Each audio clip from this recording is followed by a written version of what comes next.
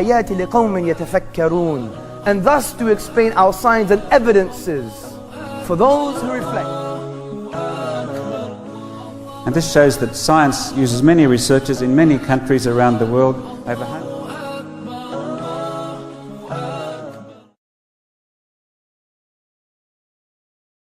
أعوذ بالله من الشيطان الرجيم بسم الله الرحمن الرحيم والصلاة والسلام على رسول الله وعلى آله وصحبه أجمعين.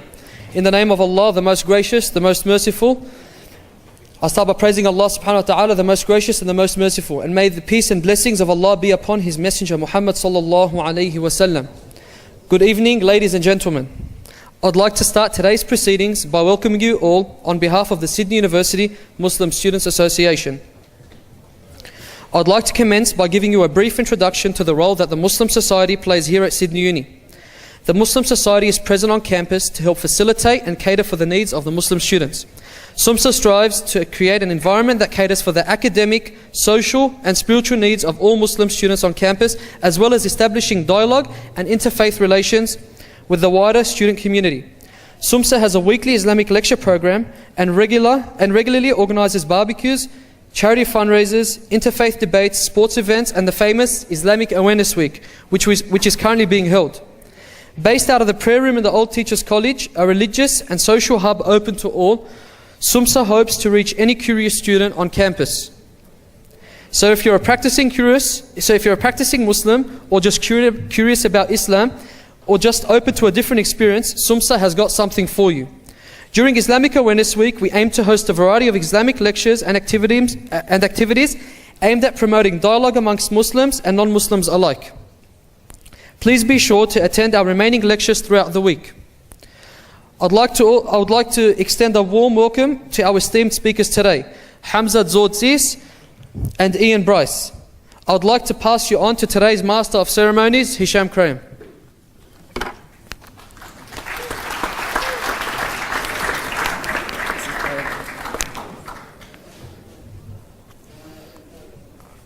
In the name of God, the most gracious and most merciful, all praise and thanks belong to Him, the Creator of the universe and all that exists. May His peace and blessings be upon our beloved Prophet Muhammad. Peace and blessings be upon him.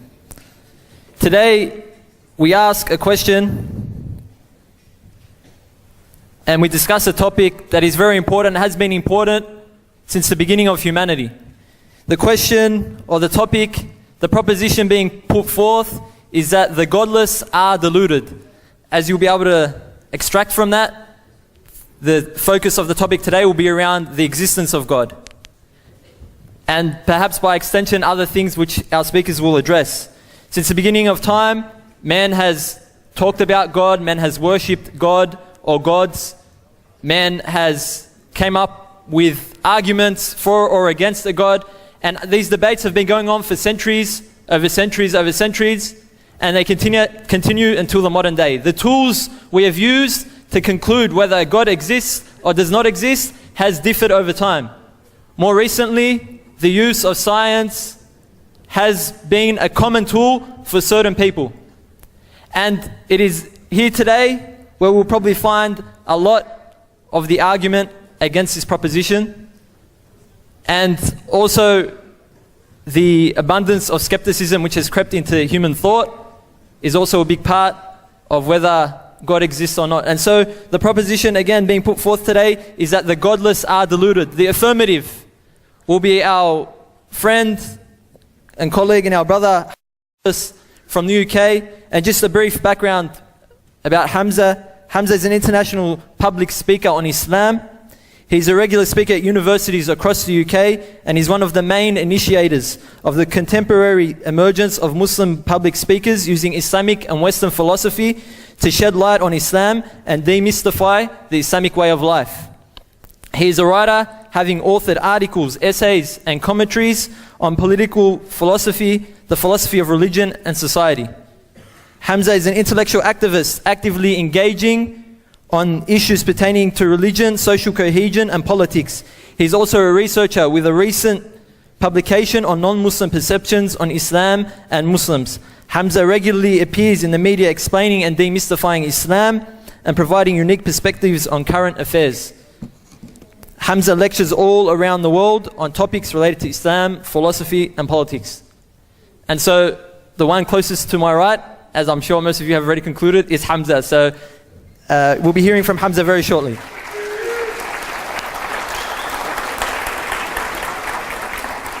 Our second speaker, our guest today, is Ian Bryce. Ian Bryce is qualified in physics and engineering and has worked in industry as an aerospace engineer. He has lectured at 4 universities, creating his own courses. Ian likes teaching young people about space, science and engineering, and more recently, morality. He also uses poetry to communicate science. He is chief investigator for the Australian Skeptics, where he evaluates doubtful claims using the tools of science. Ian has vigorously debated on God and religion on many forums for 30 years and was branded the Arc Secularist by the ABC. He is the Vice President of the Secular Party of Australia and has stood in 3 elections. And by default, Ian is obviously the one furthest away from me, sitting at the front there on my right.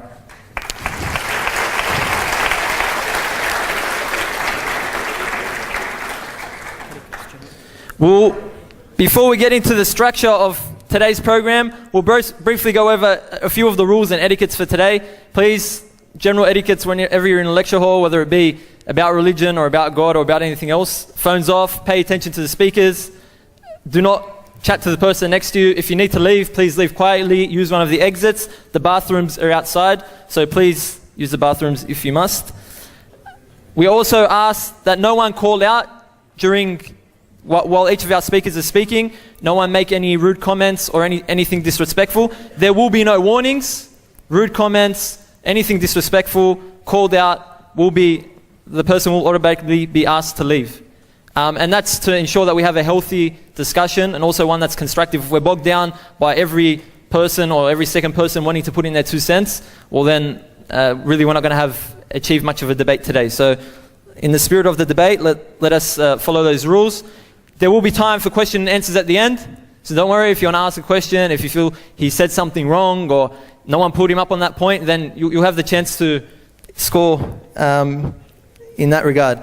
Just to go through the structure of today's program, the main presentations will begin straight after this with Hamza going first. He obviously represents the affirmative, and that will proceed for 20 minutes, and then the negative team will go, and that will continue for 20 minutes. Again, the affirmative will go for 10 minutes, and then the negative will go for 10 minutes. We'll then have a break for 15 minutes, 10-minute break, and then we'll continue again with our cross-examinations. Hamza will go first with his cross-examinations, and then Ian will go second. And then we'll have the conclusion, 5-minute conclusions each. Again, Hamza concluding first, and Ian concluding second. And then we'll have a 30-minute Q&A session. So this is where you get to ask questions. In the meantime, if you feel a real urge, you get an emotional sprout that you need to just shoot up and ask something, please contain yourself. I'm sure we're all able to do that. Write it down on a piece of paper, write it on your phone. There'll be a number you can SMS your questions to if you don't want to stand up and ask those questions. So there will be 30 minutes at the end for that. Again, this is to have a constructive discussion, constructive debate, and that's what we're here for today. So I ask everyone to open their hearts and their minds to what's about to be heard, and I'd like to call up our first speaker, Brother Hamza Tzortzis.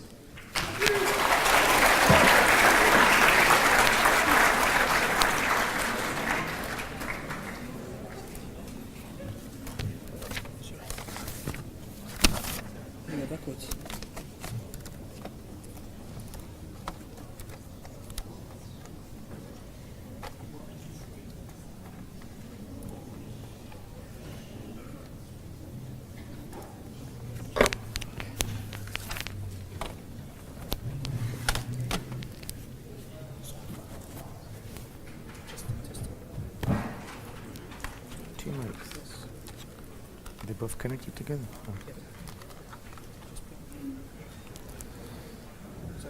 That's fine.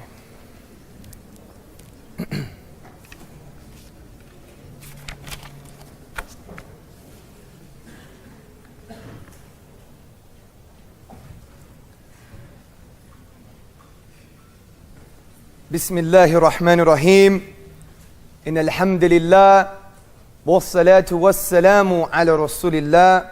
To proceed, brothers and sisters in Islam and brothers and sisters in humanity, I greet you with the warmest Islamic greetings of peace. Assalamu alaikum wa rahmatullahi wa barakatuhu. The Godless Delusion. I will argue today that if we use our reason, if we use our rational faculties, logic, our minds, our brains, and even our hearts, we will come to the conclusion that God is not a delusion, but rather atheism is a delusion. To argue that God is not a delusion, I will use the following arguments. Only two very simple arguments. Number one, God makes sense of the origins of the universe. And number two, God makes sense of the nature of a book called the Quran. Let's go straight to the first argument. God makes sense of the origins of the universe. Now, we obviously have asked the question, why does the universe exist? Why is there something rather than nothing? Now, the grandfather for neo-atheism, Bertrand Russell, he said on a radio program, I believe in the 1960s, that the universe is a brute fact. It's just there. Didn't begin, it won't end. But the implication of this is that the universe is eternal. And if the universe is eternal, it implies it is in an actual state of physical infinity. But the question is, can we have an actual state of physical infinity? Of course we can't.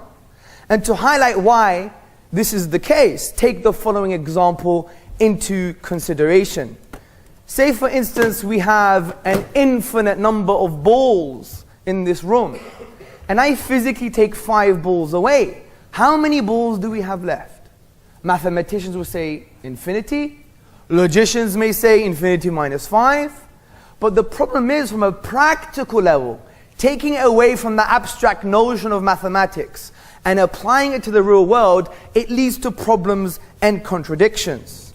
This is why mathematicians Kasman and Newman, they said, the infinite certainly does not exist in the same sense that there are fish in the sea.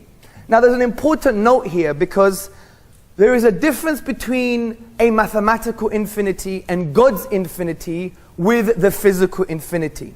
Take for instance, God's infinity is not referring to a collection of items of an infinite number of elements. So God's infinity can be described as qualitative. We are talking about the quantitative infinity, which is a collection of physical items to form a totality. So this leads to our deductive argument. Number one, an actual infinite in the physical world cannot exist. Number two, an eternal universe is an actual physical infinite. Number three, an eternal universe cannot exist. Number four, therefore the universe is finite. Number five, therefore it had a beginning. This is why the likes of Al-Ghazali, the 11th century theologian, Ibn Taymiyyah, the 14th century theologian, they said that the universe had a beginning. Now, since we know the universe began with using deduction, which means the conclusion necessarily follows, then we could explain the beginning of the universe in the following way. Number one, it came into being, or it was created from or via nothing. Number two, it was created by itself. Number three, it was created by something else that was created. Or number four, it was created by something uncreated. Let's go to the first option. Could the universe come from or via nothing? Well, what do we mean by nothing? We don't mean the Professor Krauss nothing, which is something, by the way. If you read his book, he says universe is something physical, okay? Which is a bit crazy. We have to call the police, because I think he's murdered the English language. Because it's like me saying, for example, yesterday I had a great dinner and it was nothing. So what we mean by nothing is basically non-being, or the absence of something, in this case, the universe itself. So based on our own definition, the universe couldn't come from nothing, because being can't come from non-being. This is why P.J. Zwart in his publication About Time says, if there is anything we can find inconceivable, is that something could arise from nothing. Well, could the universe create itself? Well, simply put, this is impossible because it implies a contradiction that something exists and doesn't exist at the same time. If you don't understand this notion, think about your mother. Could she give birth to herself? Messy thought, don't think too much. Let's go to the next option. Well, could the universe be created by something else that was created? Or if you want more abstract philosophical language, could the universe come into being by something that came into being? Well, this is irrational because that would imply an infinite regress of causes. Now take the following example into consideration. If universe 1 got its causal power from universe 2, and universe 2 got its causal power from universe 3, and universe 3 got its causal power from universe 4, and that went on forever, would we ever have universe 1? Of course we wouldn't. It would be an absurdity. That's why the Islamic philosopher and thinker Dr. Jafar Idris, he summarizes this point and he says there will be no series of actual causes. So the best explanation, brothers and sisters and friends, is that the universe was created by something uncreated. It's the most rational explanation, using empiricism, using logic, using all types of knowledge. And this is why the philosopher Abraham Varghese, he explains this quite well. And it shows the connection between the Muslim and the atheist, believe it or not. He says, now, clearly theists and atheists can agree on one thing. If anything at all exists, there must be something preceding it that always existed. How did this eternally existing reality come to be? The answer is it never came to be. It always existed. Take your pick. God or the universe. Something always existed. And since the universe began, therefore, this uncreated reality is the divine reality. Let's keep on thinking about this, because when we use conceptual analysis, which means use your brain, we can conclude that this uncreated creator is, number 1, eternal, because he's uncreated. Number 2, he's transcendent, because he created the universe. For instance, if I were to create this table, I don't become the table. I am distinct and disjoint from the table. Number 3, it must have a will, because if it's eternal, and it brought into existence the universe that began, it must have chose the universe to come into existence. And choice indicates a will. It must be powerful. Split one atom and you have a lot of energy. So the one that created this reality with all these atoms must be powerful. It must be knowing. Must have knowledge, because it created laws in the universe, like the law of gravity, and a lawgiver implies knowledge. It also must be one, because if it has a will, then if we use the argument of exclusion, then we can say it must be one will, therefore one God. And this is summarized by the late scholar Ibn al-Izz al-Hanafi.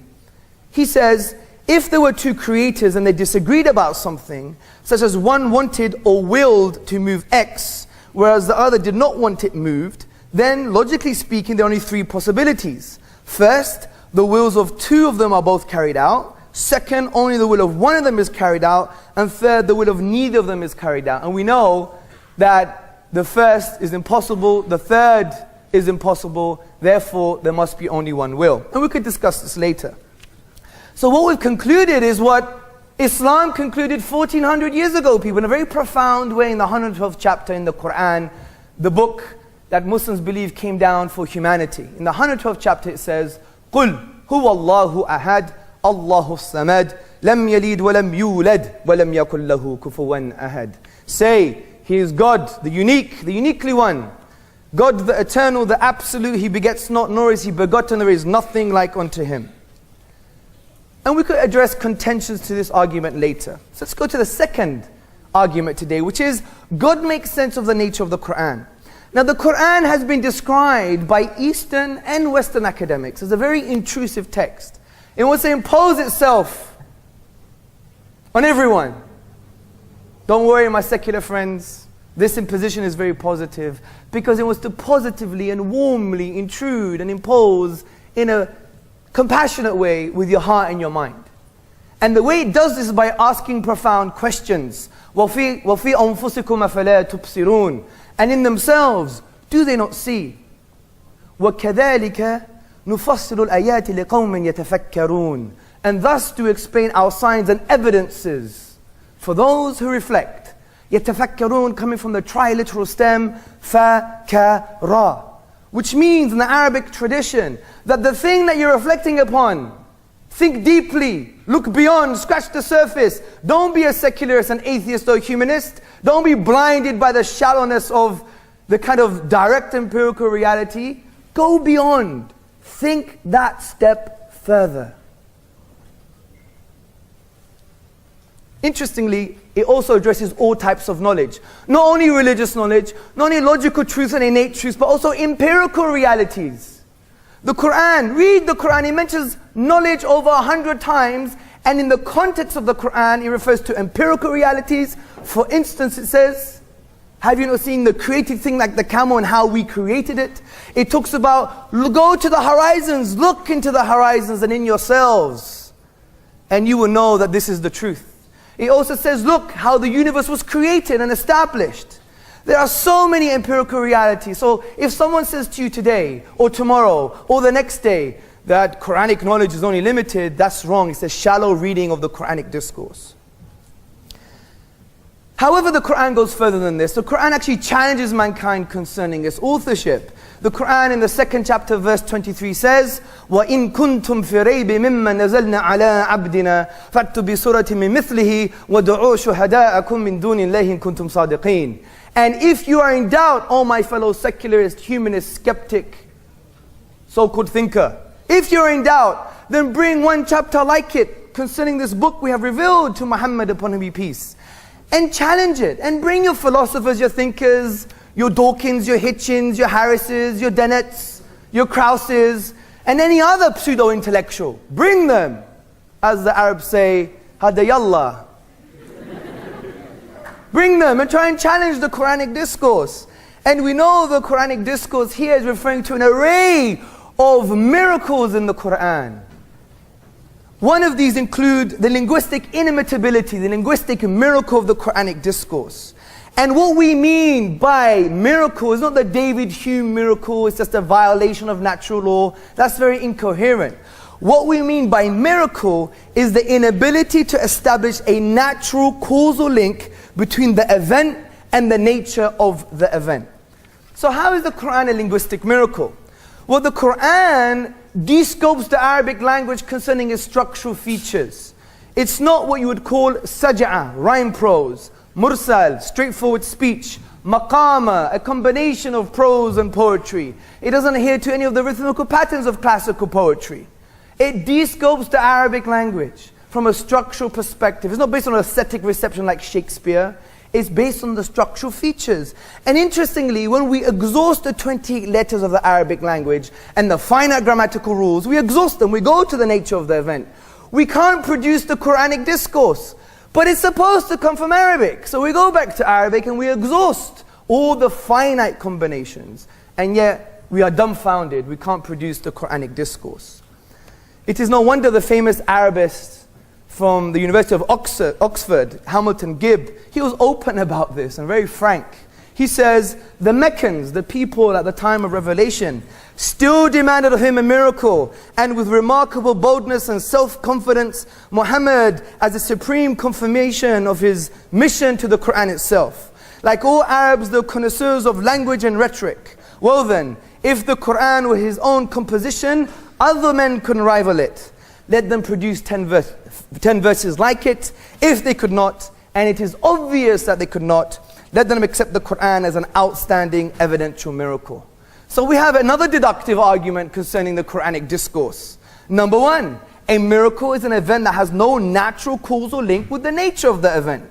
Number two, the Quran's literary form has no natural causal link with the Arabic language. Number three, therefore the Quran is a miracle. Number four, since the Quran is a miracle, it makes sense of God's existence. As Professor Bruce Lawrence said from Duke University in his book, The Quran, a Biography, on page number 8, he says, as tangible signs, Quranic verses are expressive of an inexhaustible truth. They signify meaning, layered within meaning, light upon light, miracle after miracle. Now let's address some contentions here. Someone may say, hey, Shakespeare is unique. Well, according to some Muslims, it will be Sheikh Zabur. But Shakespeare is not unique. If you study Shakespeare and we actually go beyond the Googleisms, we'll be able to understand that Shakespeare had something called the iambic pentameter, the blank verse, the trochaic verse, that was used by Christopher Marlowe and John Fletcher and many others. You may think, well, I'm not an Arab. How can I know this? You don't have to be an Arab. You can use rational deduction. Accept a universally accepted statement, which is, no one has been able to produce or imitate the Quranic form. Well, therefore, we have some possibilities. It could have come from an Arab. But we know it couldn't have come from an Arab because the Arabs tried and failed and they exhausted all possibilities. Could it come from a non-Arab? Well, that's impossible because you need to know Arabic. Well, maybe it came from Muhammad upon whom be peace. He was a genius par excellence. Well, I think we have an undercutting defeater for that contention. Because any human expression, if we have the blueprint today, we can emulate it. Take post-impressionism in art. Monet, Picasso and others. If you have the canvas, the texture, the brushstrokes, the style, the colors, you can emulate it. That's why we have very expensive imitations. So therefore, we can conclude it is from the divine reality. Other people may claim, well, this argument is very subjective, it's based on language, it's subjective, it's based on how you feel. You know, just like Shakespeare, oh Romeo, Romeo, wherefore art thou Romeo? An Islamic version would be, oh Abdullah, where art thou Abdullah? Deny thy tribe, deny thy culture. Yeah, yeah. The sisters would laugh the most at that one. So the point is, it's not about aesthetic reception. If you were attentive, it's about a direct observable feature called the literary form. Does it have a syllabic rhythmical pattern, an accent-based rhythmical pattern? Does it end with a rhyme? Does it have an amount of rhetorical devices that we can count? It's observable. So from this perspective, we have two good arguments that God is not a delusion. The miraculous nature of the Quranic discourse and the origins of the universe. Now, there's other aspects to the Quranic discourse that make it miraculous too. For example, we have something called numerical consonance, numerical coherence. The Quranic discourse was revealed over a 23-year period, brothers and sisters and friends, for specific times and places. Yet it has this amazing kind of mathematical and literary structure. Let me give you some examples. In the 3rd chapter, God says, the likeness of Jesus is the likeness of Adam. They both didn't have a father. And funny enough, or interestingly enough, they're both mentioned 25 times each. And up to this verse, they're mentioned 7 times each. Interestingly, you have the largest chapter in the Quran, Surah Baqarah, 2nd chapter, revealed over a 9-year period for specific times and places. 286 verse. Let's do a karate chop in the middle. Haya! And you have the 143rd verse, and you find the word middle. Interestingly, from a structural perspective, the shortest chapter in the Quran, Surah Al-Kawthar, has 10 words, has the use of 10 letters in each verse, and uses 10 letters only once throughout the whole chapter. And this was revealed over a 23-year period for specific times and places, people. It could only mean that the author knew the future. Finally, in my 1.5 minutes, I'd like to add, atheism is not an intellectual exercise. By Allah, by God, I really believe it's a psychological disposition. I do believe that. I don't mean that in an offensive way. I mean that in a psychodynamic way. So, I would think that in order for us to engage with this topic properly, intellectualism won't work. I think atheists just need a little bit of Muslim love. Assalamu alaikum wa rahmatullah.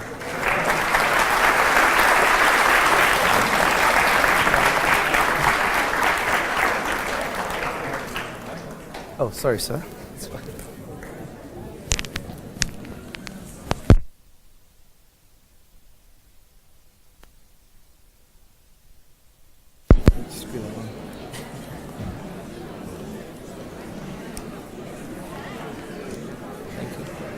And we won't waste any time, we'll go straight to Ian. So Ian will be up next for the negative. We need to click this on. Wherever you prefer. Yep. And one in each pocket is probably preferred. We've got 2 systems, have we? Yes, we do one for the camera. Great.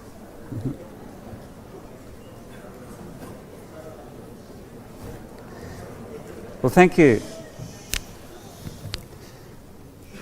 So, my case on the topic of the godless are deluded is, of course, the negative. And as you can see there, can you hear me all right? Speak up. Okay, I can't speak much louder than that. I can reposition the microphone a bit. Testing, 1, 2, 3. Testing, 1, 2, 3. Testing, 1, 2, 3. Thank you. Okay. Now, if any of you would like to make further contact after the event, perhaps to discuss the views in a bit more detail, you're welcome to approach either the Secular Party or Sydney Atheists. The websites are given there. Or alternatively, you can approach the Humanist Society, which there are quite a few members here. And there's quite a few free thought organisations in Sydney that would be happy to discuss it. Now, I will show that the delusion lies with religion, and Islam in particular. There's two parts. I'm going to talk firstly about what science tells us about Islam, and that's going to show us that Islam and all religions are false. And the second part will be what morality tells us, and that'll be that Islam leads to the worst violations of human rights. Firstly, what science tells us. Hamza has already given us a bit of an indication on his version of science and what he thinks that tells us about the Quran. But instead, I'm going to lead you through a little story about science. And you can see here, this is a little diagram about perhaps where science comes from. Firstly, we have an early scientist called Aristarchus who came up with the idea that the Earth goes around the Sun and the Moon goes around the Earth. Then this one's Galileo, who was the first to use a telescope to look at the stars, followed by Kepler, who was the first to describe the planetary motions. Does any of you know who this one might be in this diagram? Anyone like to hazard a guess? Yes. Isaac Newton. He's observing an apple fall, and that's reminding him that gravity pulls apples towards the Earth and it also pulls planets towards suns. And this one, of course, is Albert Einstein, the founder of relativity and that famous equation. And I think most of you would know of Stephen Hawking. So there's a string of scientists spanning more than 2,000 years, each building on the ideas of the previous one. And this shows that science uses many researchers in many countries around the world over hundreds or thousands of years and with constant checks and balances. Let's look at religion instead. Here's a picture of how Islam originated. And you can see that there's,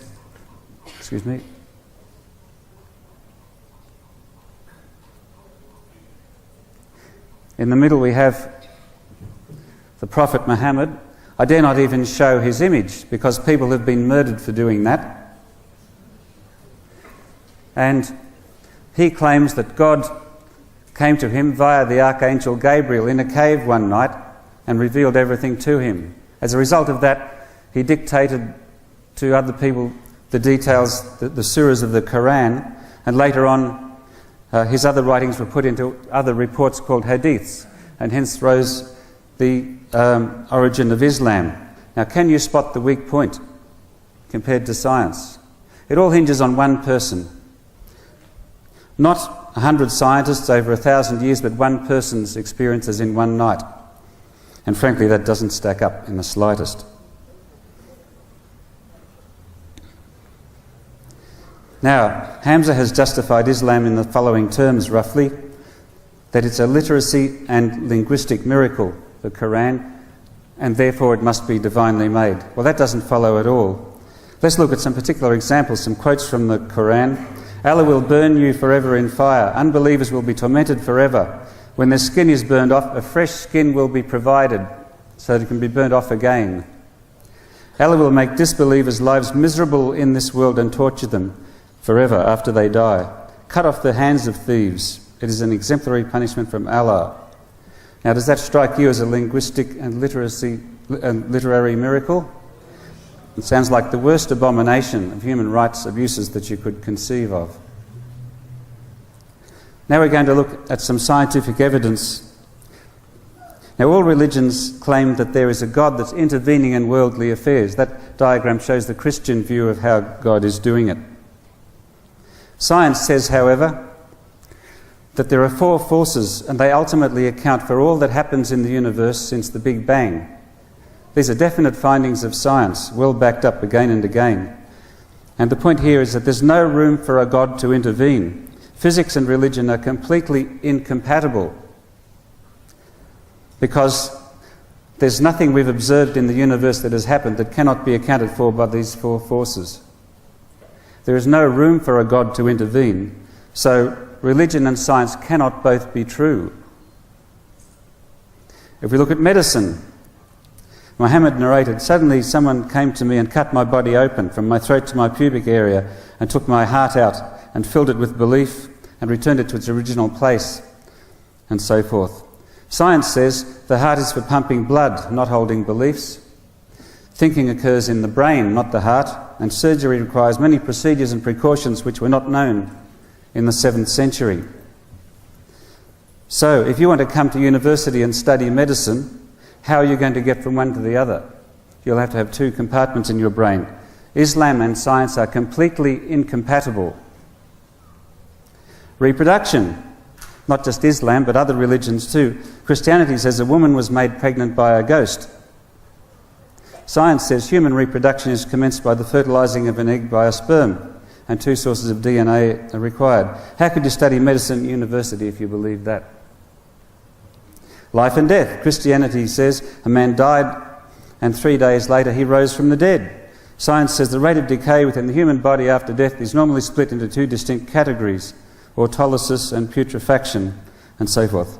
So therefore, if you believe in the Quran, you cannot study forensics. You're banned from that as well.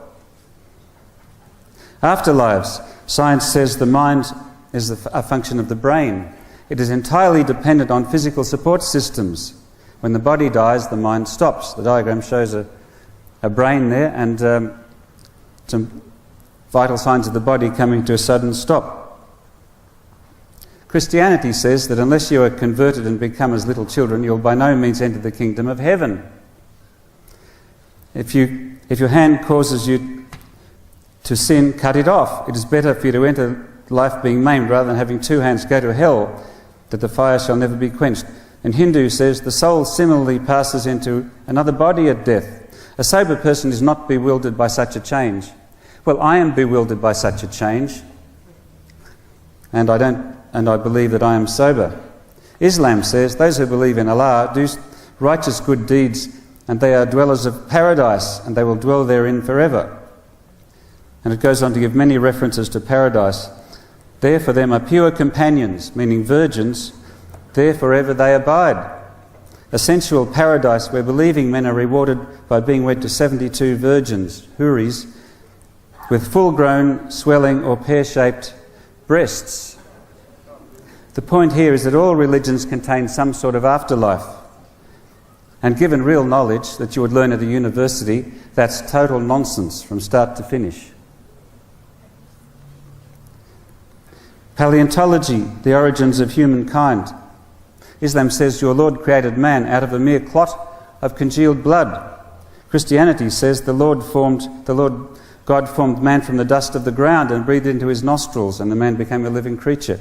Science says the human species evolved from more primitive creatures, and there's no supernatural involvement. You cannot hold both those ideas in the one brain unless you divide that brain into compartments in some way. Astronomy, again, the same things. Christianity and Islam say that the sun goes around the earth. Science says that the earth goes around the sun. Even Aristarchus knew that 2,000 years ago. So you can't study astronomy if you believe ancient superstitions. Can I ask a quick question? How many of you are students at a university in Australia? Would you like to indicate? Well, I'd like to find out later how you managed, or whether you do manage to get these two ideas into your head at the same time, science and Islam. Now I'm going to move a bit to engineering, flight in a bit more detail. Now I used to teach aerospace engineering. I created my own courses. I've taught at 4 universities, and I've had hundreds of students from all backgrounds, and I love teaching students and interacting with them. This is the slide from one of the courses I developed called Design of Space Vehicles, which I've given about 20 times. There's some of the topics, and there's a space vehicle taking off. It covers things like astrodynamics, the space environment, rocket propulsion, the launch process, launch vehicle systems and design, spacecraft and their subsystems, space missions and payloads. So that covers a very wide variety of science. What does Christianity say about flight? As I looked, behold, a stormy wind came out of the north, and a great cloud with brightness around it, and fire flashing forth continually, and in the midst of the fire, as it were gleaming metal. When there arose from the earth, the wheels rose along with them. I heard the sound of wings, like the sound of many waters. When they stood still, they let down their wings. That's the famous passage from Ezekiel, which is attributed to UFOs. And there's an artist's rendition at the time showing someone watching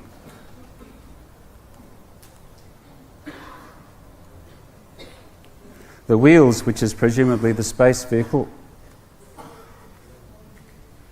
and the many-headed monster, which is presumably the alien that got out of the space vehicle. Now that is utter nonsense. It's an ancient superstition. Perhaps saying it's nonsense is too much. It simply reflects the knowledge around the time that was made. Now we look at Islam. Gabriel did take his servant for a journey by night from the sacred mosque to the farthest mosque, the famous night journey from the Quran. A white animal which was smaller than a mule but bigger than a donkey was brought to me, called a burak. The Prophet said, the animal's step was so wide that it reached the farthest point within the reach of the animal's sight.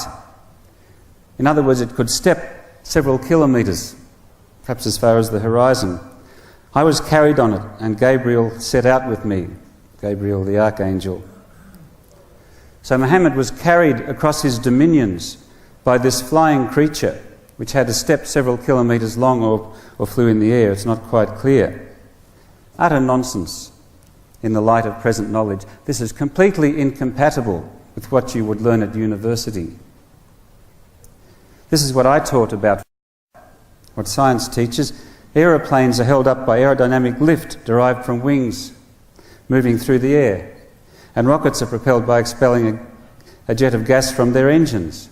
Now this much is known in this century. It was not known thousands of years ago, which of course explains why the religions come up with different explanations. So that's a real explanation of how the world works. And what we see in all of the holy books is simply not true. It's ancient superstitions. And if you believe what it says in the holy books, you will be severely handicapped at university. So there's a total conflict between religion, particularly Islam, and scientific knowledge. This applies to all fields of science, history, geography, and so forth. If you attempt to study at university while convinced that the Quran is true, you'll be very confused and handicapped. Now, psychologists have a term for this called cognitive dissonance. Another term is the compartmentalized brain, where part of the brain might be believing what you were taught as a child from some holy book, and the rest of your brain is trying to assimilate an entirely incompatible view of the world, perhaps from school or university. So, if you listen to the fundamentalist preachers such as Hamza, you will be locked into beliefs from the Iron Age. You might as well return to live in a cave. And you'll re-enter the Dark Ages. This is what the fundamentalists have in store for you. Now I'm going to look briefly about the historical record. We mentioned, so far we've covered a fair bit of science, some areas that I'm familiar with, and how that is totally incompatible with Islam. The historical record, I see that Hamza likes a bit of humour, so that's great. That's something we can all share. So here's, if we ask the question, why should any one God be more real than any other, then this is a view about how all religions started. Okay, here's how it works. First, you never question anything I tell you. That's the first thing then, because if you start questioning what the religion says, you'll quickly reject it.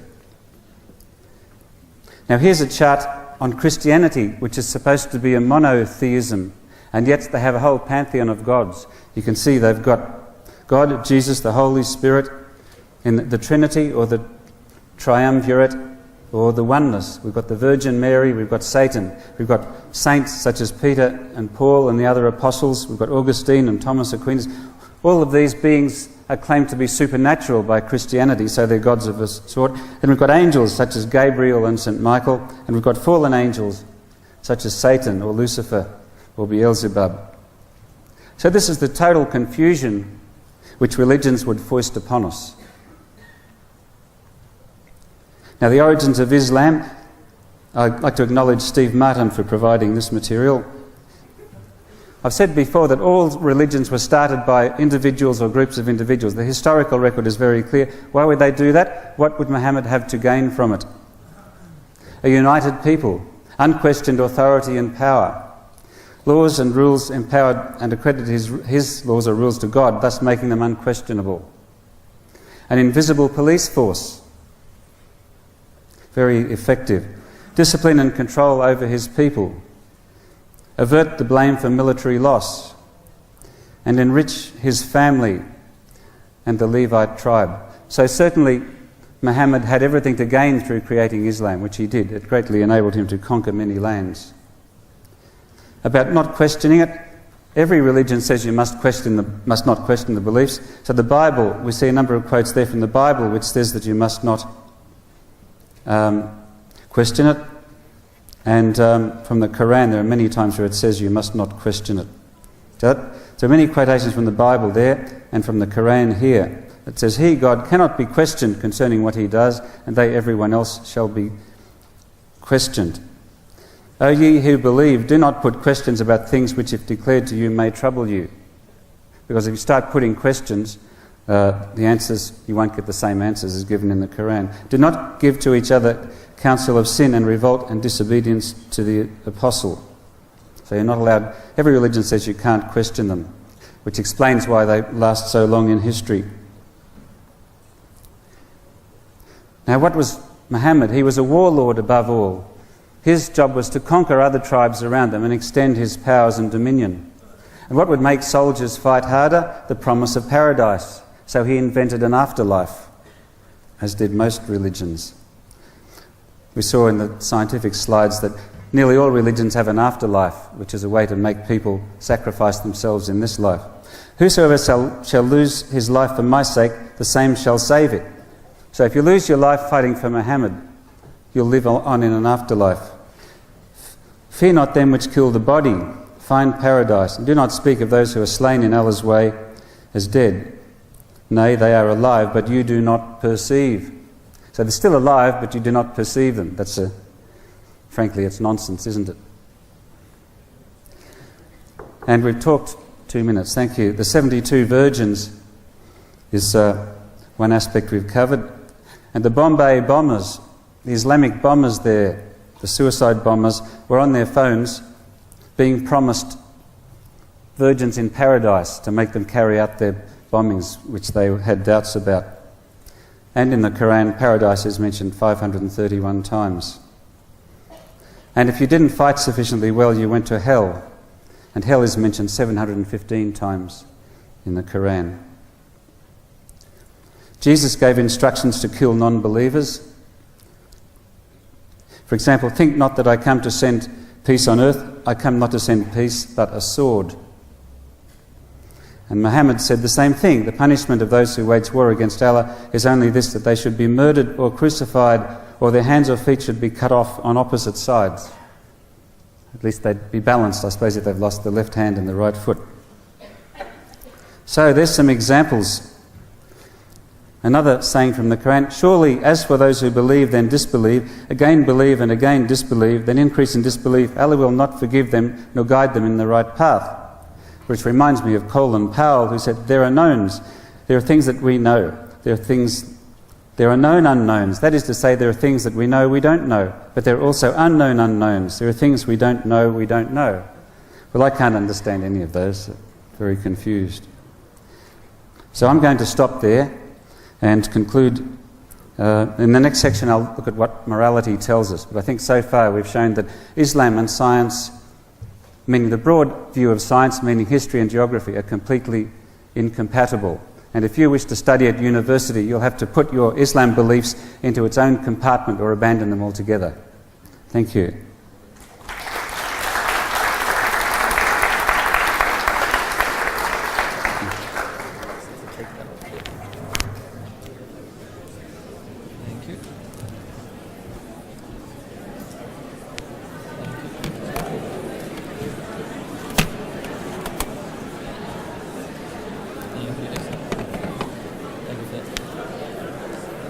All right, a bit of silence, please. Sorry, my voice is a bit louder.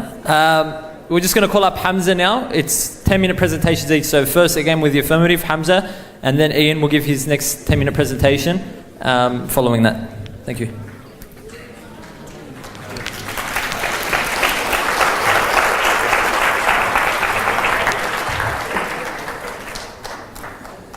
Okay, there's a lot to go through. Firstly, I think I know where our beloved interlocutor studied. I think he went to the University of Google and to the College of YouTube.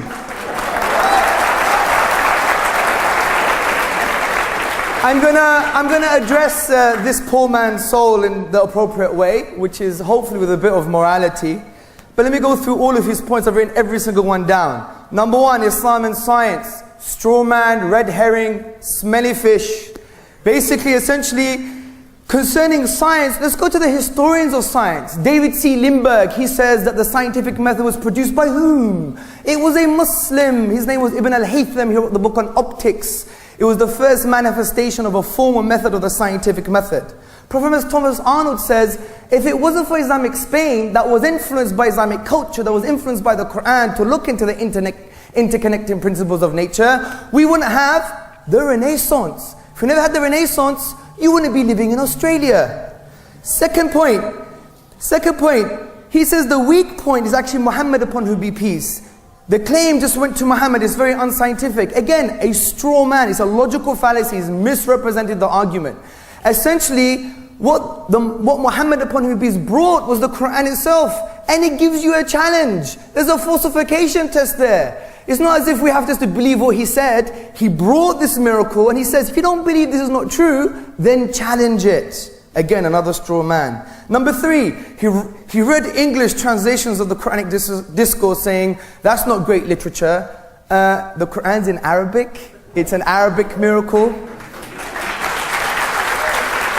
This one is the best one. It shows that he has no understanding of philosophy, of logic, of reason. I mean, it looks like he came from the cave. Listen to this one. Listen to this one. Listen to this one. He said, intervening God, it's impossible. We have the four forces of nature. We know how things happen. Yes, I know that. But you're conflating the how with the why. You're making them say the same. We know how things happen. Yes, we believe as Muslims. It's the forces of nature. Even that classical tradition said there were some physical causes. But why is the kind of religious dimension that unfortunately science can't really entertain. So you're conflating the how with the why. Then you said the hadith on the heart. It came out, it was clean, it's irrational. This is a miracle. This is a spiritual metaphysical issue. Why are you reducing everything to your empirical paradigm? It's outside of your empirical paradigm. The next point, Islam says that, rather Christianity says something about embryology.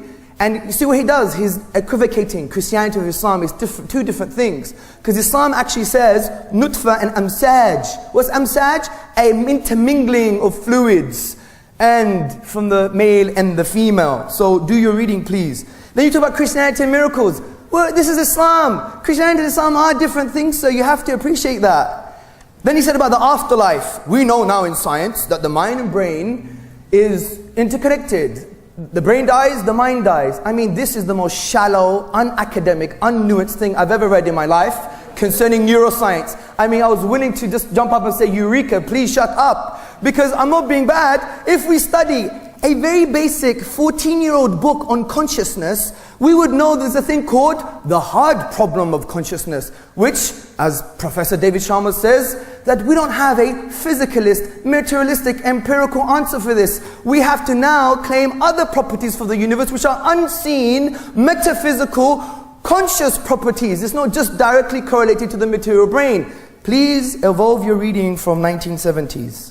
Now, again, more Christianity, wrong. Then he said, man was created from congealed blood. Again, English translation, the word is alaqa. It could also mean something that clings. And we know, according to many modern embryologists like John Allen and Beverly Kramer, what do they describe the embryo to be? Something that clings on the connecting stalk. Let's read our medicine.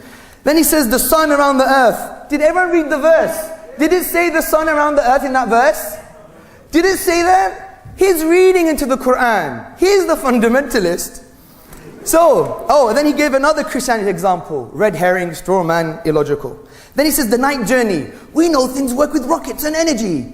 Well, the horse, Burak, was a metaphysical, miraculous thing. We believe in miracles. You have to disprove that miracles are incoherent philosophically for you to have a justification for your claim. We never claimed it was a physical and empirical reality. Then you said there's too many gods. Which one are we going to choose? Well, the one that we have proof for. Like I gave you proof of the Quran and you haven't dismantled it. Next point. Muhammad, upon whom be peace, what did he have to gain? He gained all this power. This is a quote mining, misreading, a non-reading, a borrowing from some Stuart, whoever his name is, and not even doing the reading yourself. Muhammad, upon whom be peace, for the first 13 years, tortured, abused. He was so hungry he tied 2 stones to his stomach. He was stoned by children for hours. His blood was running down his leg. The sandals were stuck to the sand. His wife passed away. His uncle passed away. His companions were tortured and abused. And he's saying for gain? Even when he gained military power, what was it for? He had no smoke coming out of his house for months or years because he couldn't afford food. He would live on dates and water. And you said he had something to gain? That's the biggest misreading. It's like saying, for example, reading Hamlet, and it says, to be or not to be, whether it's noble in the mind of man to withstand the slings and arrows of Rachel's fortune, or to take up arms and whatever. It's like saying Hamlet was a jihadist just by reading that.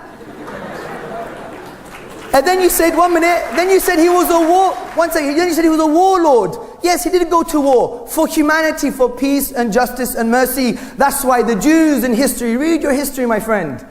The Jews, like Zion Zohar, the academic in Safari Jewry, he said thus, when the Muslims crossed the Straits of Gibraltar and Iberian Peninsula, the Jews saw the Muslims as liberators from Christian persecution. We had Einar Gratz, a 19th century Jewish historian, saying what? That the Jews lived favorably under the Mohammedans. You had in 1453 a book on Constantinople, a primary source from a rabbi. He's saying to his brethren, Jews, come to the land of the Muslims, the Turks. Rich are the fruits of the earth, we're not oppressed with heavy taxes. The Jacobites that were oppressed under the Orthodox tradition, the Byzantiums, they were being tortured and killed by their own Christian people. They were calling the Muslims to come because they were the real liberators. So it was about justice and mercy. He wasn't a warlord. Also, you talk about Islamic bombers. What a cheap shot. Cheap shot. Do your reading. If you can read. Because, let me tell you why. And I'm not being rude because he's come out with cliches, with outdated cliches. And let me just tell you something. If you read the history in the past 2 centuries, 80 million people plus in the name of secularism, not in the name of religion. The past 2 centuries, there's been more blood in the name of non-religious ideology than any other religion. I would challenge anybody until the cows or the sheep come home. Finally, brothers and sisters and friends, this is the first time I've addressed every single point. Finally, he quotes Surah 5, 33 to 34, that whoever wages war against Allah and His Messenger, then you either exile them or cut the hand, the feet, etc. Do you know what this is in Islamic jurisprudence? Have you read a basic book on Islamic jurisprudence? I would guarantee you haven't. Because this verse is about hiraba, the criminal code called hiraba. Do you know what hiraba means? Terrorism. This verse is against terrorism. It's actually the punishment for terrorists. That's the irony. So, and it includes highway robbery and rape. Because if you rape a woman, you don't need 4 witnesses, by the way. DNA and her testimony is enough. You have a very severe punishment. In the secular West, you get more for stealing and less for raping. God bless you.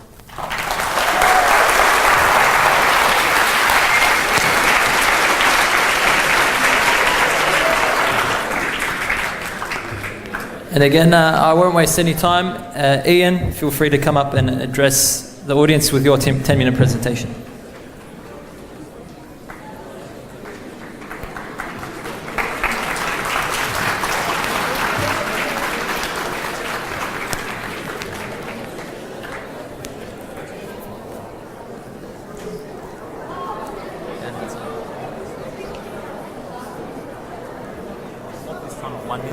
Okay.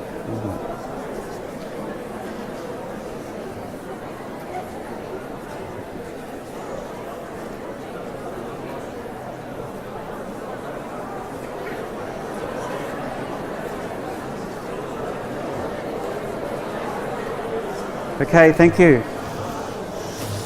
I'll now give my second part of the presentation. I'm still looking for one decent argument from Hamza. We see lots of shouting and yelling and ranting and raving, but no actual facts. Hamza speaks a fair bit about deductive logic, but he should know that no amount of logic can substitute for observations about the real world. In any logical system, whether it's deductive or inductive, you use a system of reasoning to reach a conclusion, but what's missing is the starting premises. The reasoning only starts if you've got some premises at the beginning. And if you're going to reach a conclusion about the real world, you need observations about the real world. There's a saying about arguments that if there's no armadillos in the premises, there can be no armadillos in the conclusion. The faulty sort of argument is illustrated by the case where you argue that the moon is made of green cheese. You can prove anything from a false assumption.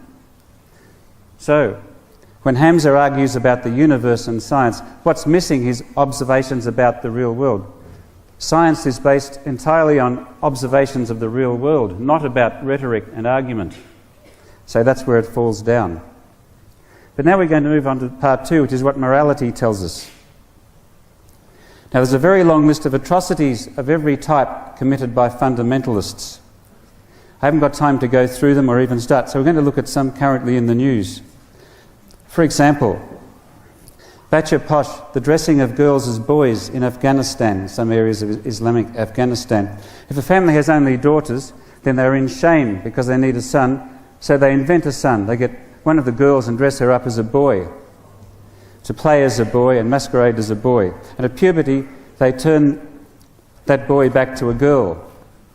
And she then has to behave as a woman. In other words, she has to start acting very subservient, even though she's been brought up as a boy.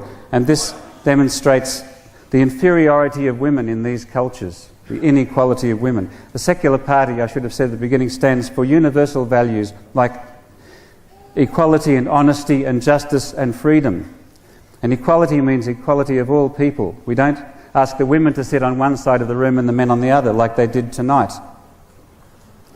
The same is happening in Afghanistan when they feel the need for a boy, so they dress a girl up as a boy, because, and this is based on the Quran and the teachings for 1400 years. And we believe it's a gross violation of human rights, and it causes great suffering when they have to change back. Permanent psychological damage. And it hasn't been redressed in 1400 years because Islam can't be questioned. Leaving of belief systems. Most religions threaten to punish anyone leaving the faith, and Islam is very much the worst there. If you leave your Islam faith, you can be stoned to death according to Sharia law, and that's been handed down for 1400 years and is still the case in many countries. If you compare that with free thought systems, such as those espoused by the secular party and the humanists and city atheists and so forth, then you're encouraged to think for yourself. And if you reach a conclusion that differs from everyone else, then good luck to you. It's all the better if you can defend it and discuss it. So there's a very big difference. Segregation of sexes. Security expert Professor Anthony Glees of a university in the UK, Berkshire, I think, said that Berkshire, said students' rights research indicates that there is a failing in our higher education system. We can and should stop radicalisation on campus by extremists who believe in segregation. Otherwise, more students and graduates will eventually embrace terror. He added, terrorists are not born, they are made. Well, in this very venue, we see attempted segregation of men and women. which again reinforces the indoctrination of young people into Islamic beliefs, which defy all basic human rights of equality. The Kenya Mall atrocity, very recent, 69 dead so far. The Somali militant group, Al-Shabaab, said it carried out the attack. Witnesses said the gunman at the Westgate tried to identify Muslims by asking shoppers the name of Muhammad's mother. Those who didn't know got shot. Is that the sort of thing we want in this country? This illustrates the fact that the Quran says it is okay to kill infidels. Fundamentalist Islam has a continuous history of doing so ever since, and it's still doing it today. And what I want to know is, where are the decent Muslims protesting against this? The silence is deafening. Subjugation and terrorist organisations, Muslims living among non-Muslims, that was detailed in the Quran and the Hadiths. You've got three options: convert them to Islam, kill them, or conquer them and submit them to dimitude, which is a form of slavery.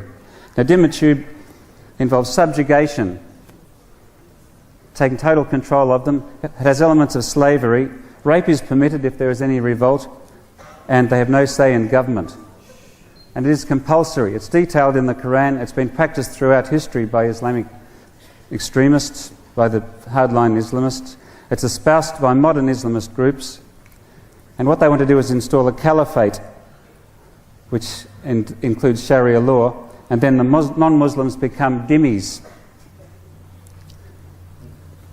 And there's a new generation of extremists preaching at British universities, and it's clear that they're trying to, their ultimate aim is to install dimitude.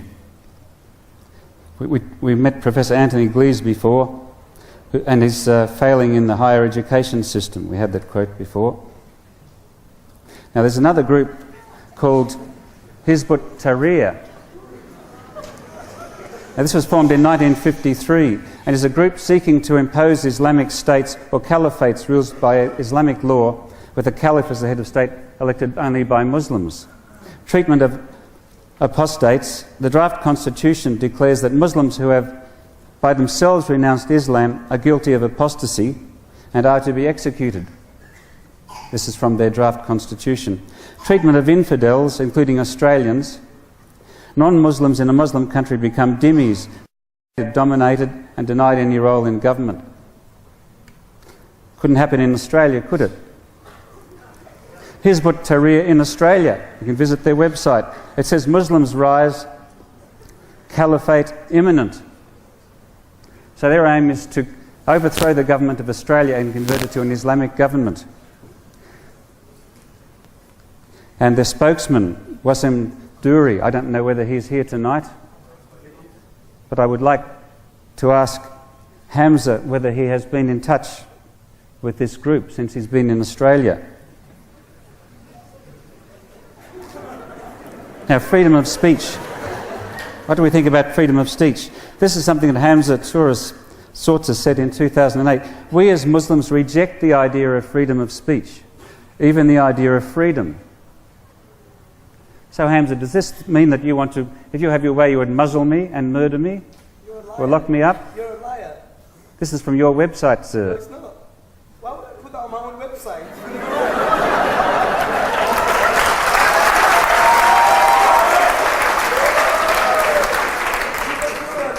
Just like your colleague who said there's no knowledge in Islam when it's mentioned 100 times in the Quran. This is lies, this is deceitful, and I'm glad you're not a politician. And I'm glad you're irrelevant in this society considering politics. This is immoral. I got this. Is this or is it not on your website? It's not on my website. I've seen this on your website. It's an accusation about me. There's a difference. Can we read? Come on, man. So in conclusion, I'd like to say that fundamentalist Islam is completely incompatible with science and other knowledge. The historical record shows that Islam and most religions were invented by individuals or groups to extend their power, wealth and influence. Religions, particularly Islam, have the worst human rights record. This cannot change as long as we are not allowed to question Islam. Islamist organisations are dedicated to establishing caliphates and dhimitude, which is a form of slavery around the world. And many Islamists in Australia and universities and here tonight have such designs on Australia. Thank you.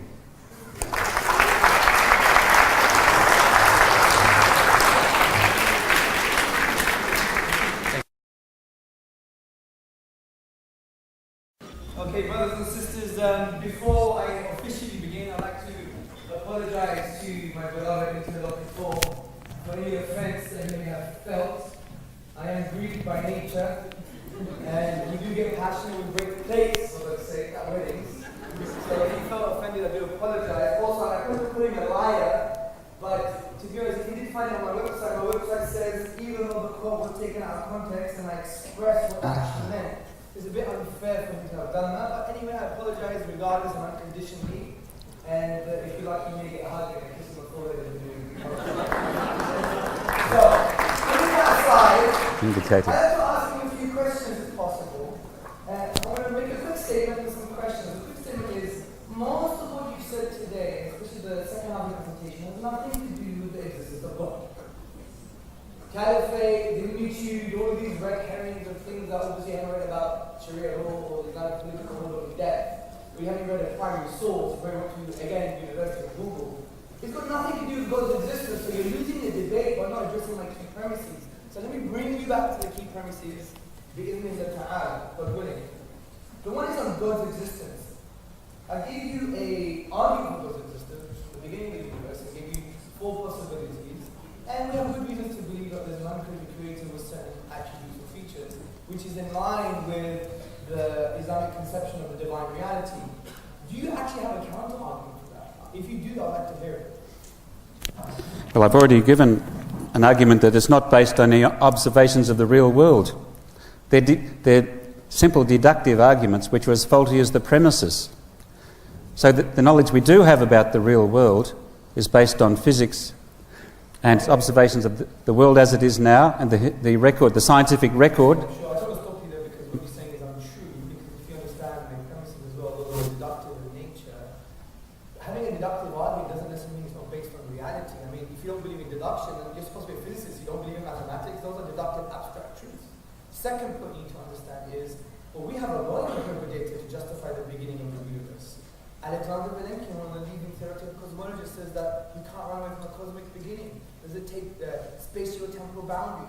T is equal to 0. Okay, we have various conceptions. I know that academia says there's not just one opinion, but we have suggested evidence empirically. So how can you say this in a blasé way? I don't understand. We don't have any empirical evidence from the beginning of the universe itself. Okay, well, it's quite simple. We cannot do any observations before t equals 0. And that includes any observations of a possible creator. That's nothing but speculation. Okay, let me address that. What you assume is what you call a very crude empiricism. Empiricism is a theory of knowledge that basically asserts that you need direct and indirect observation to form conclusions about reality. But the point is, there are so many things that are not directly observed. Even in science, you have highly complex theoretical constructs and structures, like the atom, like particles, like so many different things. You have correlation, you have energy correlations. The point is, you don't have direct observations for the things that you even believe to be true in your own physics. So why, on one hand, you have a very crude empiricism when it comes to religious matters and metaphysics, but on the other hand, you expand the scope of empiricism when it comes to what you think is non-religiously related. And I think that's a forced use of empiricism, because if you study empiricism, you read the works of John Cunningham in his book Rationalism, you're basically saying that, look, you can't have your cake and eat it. You can't just demand direct observation, and when it comes to religion, well, do you see my point? So I think what you're addressing is a bit of a red herring. But I want you to actually deal with the premises, even if it's deductive. Even if it's deductive, deal with it. Because being deductive doesn't mean it's not true. So I want you to deal with the premises of the argument. The universe began, we could show this from a mathematical, philosophical, and empirical dimension. We have those sorts of possibilities. Address the premises. Okay, the universe began, that's an observation, yes. It certainly doesn't come from the Quran, that comes from science. So the Quran has nothing to say about how the universe began. It does actually. Sure, you haven't read the Quran. Nothing testable, no. This is testable. It's an assertion. We believe it to be from God. miracle, with the linguistic miracle and other things that I spoke about. But he has an assertion, the universe began, God created the cosmos. That's an assertion, it's in line with empirical and deductive reality. So it makes that point. Now, The point is, if it makes that point, it gives us 4 logical conclusions on. By the way, the logic I gave you is Quranic. Chapter 52. Excuse me. I thought the idea was that you asked me questions and I answered them for 10 minutes. It seems to me you've got it back to front. You ask the questions for 10 minutes and then I don't get to answer them. But your answer is not sufficient. What I said before remains true. If there's no armadillos in the premises, there can be no armadillos in the conclusions. So if What do you mean by that? So if Quranic science or Islamic science makes no observations of the real world, it can't reach any conclusions about the real world. I'm talking about God's existence. God's existence. We're not talking about Quran here, or Islam, or any metaphysical kind of claims, in terms of religious claims. We're talking about God's existence. Okay, may I answer it? We have 4 possibilities. Address these 2 things. You either have to reject the beginning of the universe and go back to No. the 1950s, or you have to reject the logic. The point is, you need to address these 2 things. Talking about the Quran is a bit of a red herring. Address the premise. Did the universe begin? Excuse me, would you like me to answer it or would you like me to just listen to you answer it yourself? You're not saying the question, I have to repeat it many times, sir.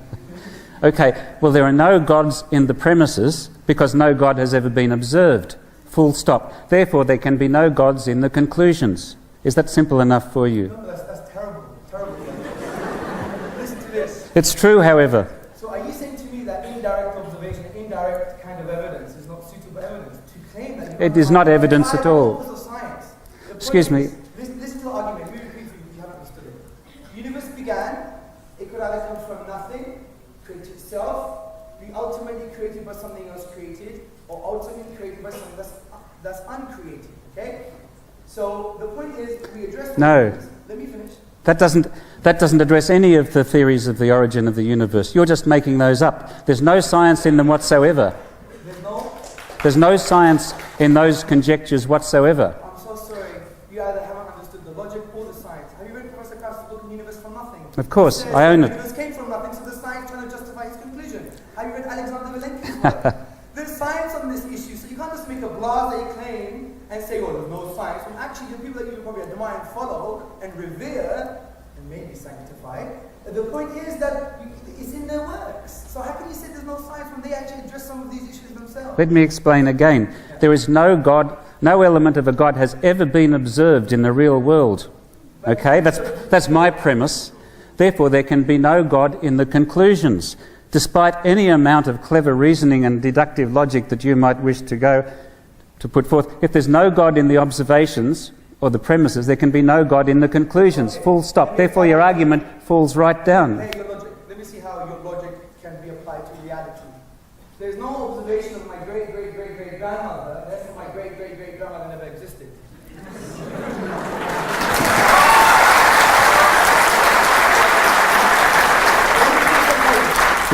Would you like me to answer that, or would you like to answer it yourself?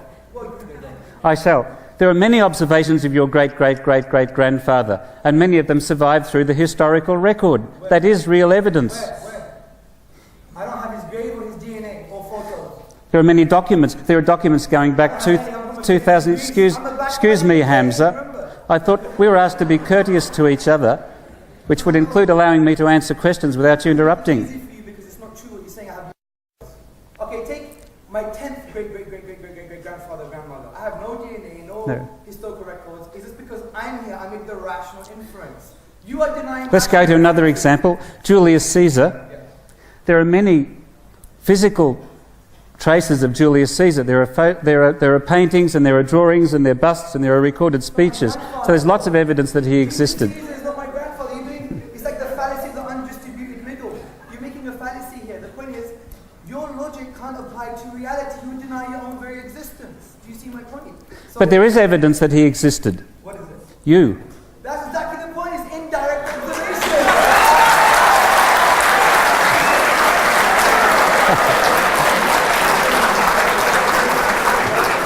That's very good, Hamza. You deny the evidence exists and you are the evidence yourself. So does this mean you don't exist according to your logic? Address the God existence issue. Let's go to the Quran, which you obviously haven't read. You have to go on stuff from John or Stuart or whatever it is. Right. The Quranic issue. Well, saying having a God doesn't mean you read it. I'm not going to tell you.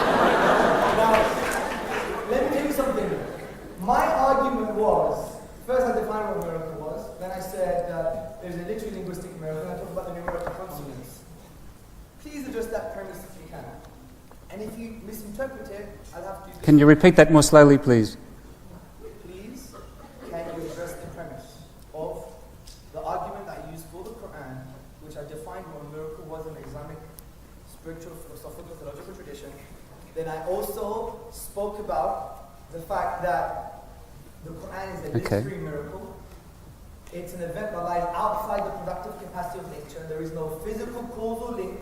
There's no physical causal link between the literary form of the Arabic and the Arabic language itself. There's no naturalistic explanation, so the signpost to the supernatural. And I also spoke about that we have no naturalistic explanation for the numerical consonants, coherence in the Quranic discourse, especially since it was written over 23 periods for specific times and places. To say that it was from a man is to say that he actually knew the future. So I want you to address those issues. So the response, and then that's it. Sure. That's it. Mm-hmm. Okay, well, you're confusing an absence of evidence with evidence of absence. You're saying that you've never seen any evidence that accounts for the expressions of the Quran as we read them today. Therefore, there is an absence of the Quran. That doesn't follow at all.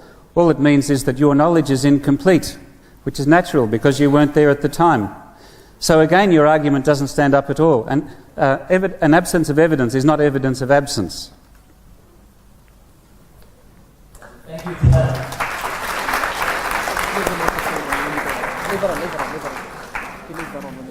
Thank you for the lively exchange between Hamza and Ian. Now it's Ian's turn to cross-examine.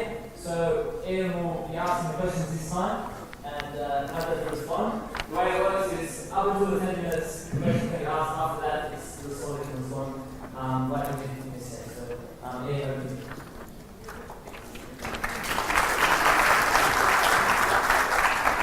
Thank you. Well, I'll return to my first theme of the Quran versus science. I'd like to ask Hamza, when you came to Australia for this debate, did you travel on an aeroplane that was designed by scientific principles or Quranic principles? Actually, both. Would you like to... Because in order to design a plane, you need an impetus for that, some kind of motivation. Now, for example, maybe the engineers had various motivations, like as a religious person, when you read the Quranic discourse, you can't just stay at home, you have to go and do something. It tells you to explore and investigate. I mean, if you look at Islamic history, you see that, for example, we were the pioneers of medicine. Ibn Sina, you know, the canon of medicine that was used in Europe for 600 years because the Prophet Muhammad upon him, he said, for every disease is a cure, so search for the cure. We have motivations, they don't have to be secular motivations too. So the impetus for these things that actually could be Quranic as well. So I don't see the dichotomy there. Thank you. Mm-hmm. Next question. A friend of mine went with her husband to Dubai, where the husband was caught up in a property scam and was detained in Dubai for 4 years as a potential witness in the trial. Now, according to any sort of international law, he wouldn't have been imprisoned for 4 years. And as it turned out, he was tried himself and found not guilty, but he's still kept locked up there for no one knows whatever reason, because Sharia law is operating there. Yes. And unfortunately, it's depriving them of their liberty, these innocent people. Another case is that a Swedish woman in Dubai was raped by the hotel staff. She was advised not to go to the police, the Islamic police, but she did, and she got imprisoned for rape. Now, I haven't heard you speak out against these outrages against human rights. Why is that? Because you don't have YouTube. If you had YouTube, you see that I always talk against the likes of the Gulf. Dubai hasn't got Sharia law in place. The examples you've given about Afghanistan, about all these other places, is the very fact that we Muslims had the Arab Spring with their dictators, their despots that don't represent our tradition. We talk about this day in and day out. What you have just said is the biggest straw man misrepresentation I've ever heard, ever. You think we agree with someone being in prison innocently for 4 years? You think that's our tradition? I want to challenge you. You find me a prophetic tradition or a Quranic verse that justifies what Dubai did.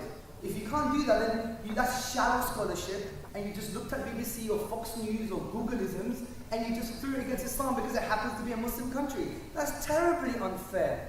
Terribly unfair. For example, in the Islamic tradition, we believe in minority rights, we believe in justice, we believe in judiciary, in truth, in accountability, in so many different political realities that are actually create a just and harmonious society. And what you're doing there is terribly unfair. And in a way, it lacks depth and scholarship, because Dubai is not an Islamic state. It's a kingdom. They have kings.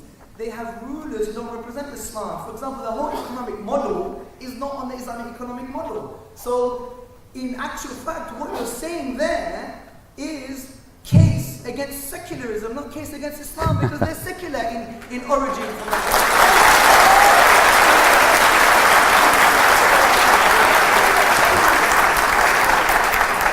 There's a vast Islamic majority in Dubai, and that's the laws that they put in place. No, it's not. I'll ask you another question. In many countries, in Islamic countries, girls as young as 8 get sold into marriage with a much older man. Now, in enlightened countries such as Australia, we don't allow women under 18 years of age to give consent for sex because they are not fully mature and are not able to make up their own mind. And so can you tell me your views on that, please? Does that make it rape in all of these Islamic countries that practice this tradition? But I haven't heard you speaking up against it. Well, if you spoke with your colleague that I had a debate with a few days ago, you would see that I actually agree with you. Because Islamic principle is based on the following. Number 1, no harm. Number 2, physically fit. Number 3, mentally fit. Number 4, social acceptance. You apply those principles, you get different ages, because we don't have a silly incoherent law, we just put a number. It's unjust. You put principles, and sometimes you may be 18, you may happen to be 14, you may be 30. I mean, there's some people, especially when I'm from in England, they kind of Tyler Felixes at 18, their mothers still done it, they're not ready for marriage, yeah? So the point is, they're not mentally fit. So the point is, our law is a principled law. We don't say, here's a number, go beyond that, it's wrong, because this exposes your secularism. Let me explain why. In Greece, you can marry, I believe, 13, Spain 12, America 21, other places 16, other places 14, England 16. Even in secular states, they differ. So I get married one place, I'm a paedophile in another place. So it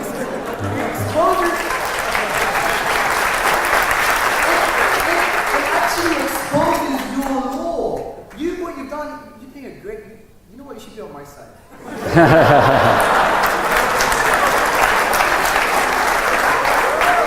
Unfortunately, Hamza, when I lecture at university, I have to tell the truth. And I go to great lengths to make sure what I'm telling is the truth. And in fact, the Islamic countries around the world have a great tradition of forcing their children into underage marriage. Does it mean it's Islam? Does it mean it's Islam? The Quran says, for example, that a man has the right to have sex with his woman how and when he chooses, in the same way that he can plough his field how and when he chooses. Now, there's no equality there. There's no justice there. It's the simple male domination, removing the rights of women. In Islamic law, my wife could divorce me if I'm not satisfying her in bed. Do you know that? Do you know that? Do you know that? I don't believe that.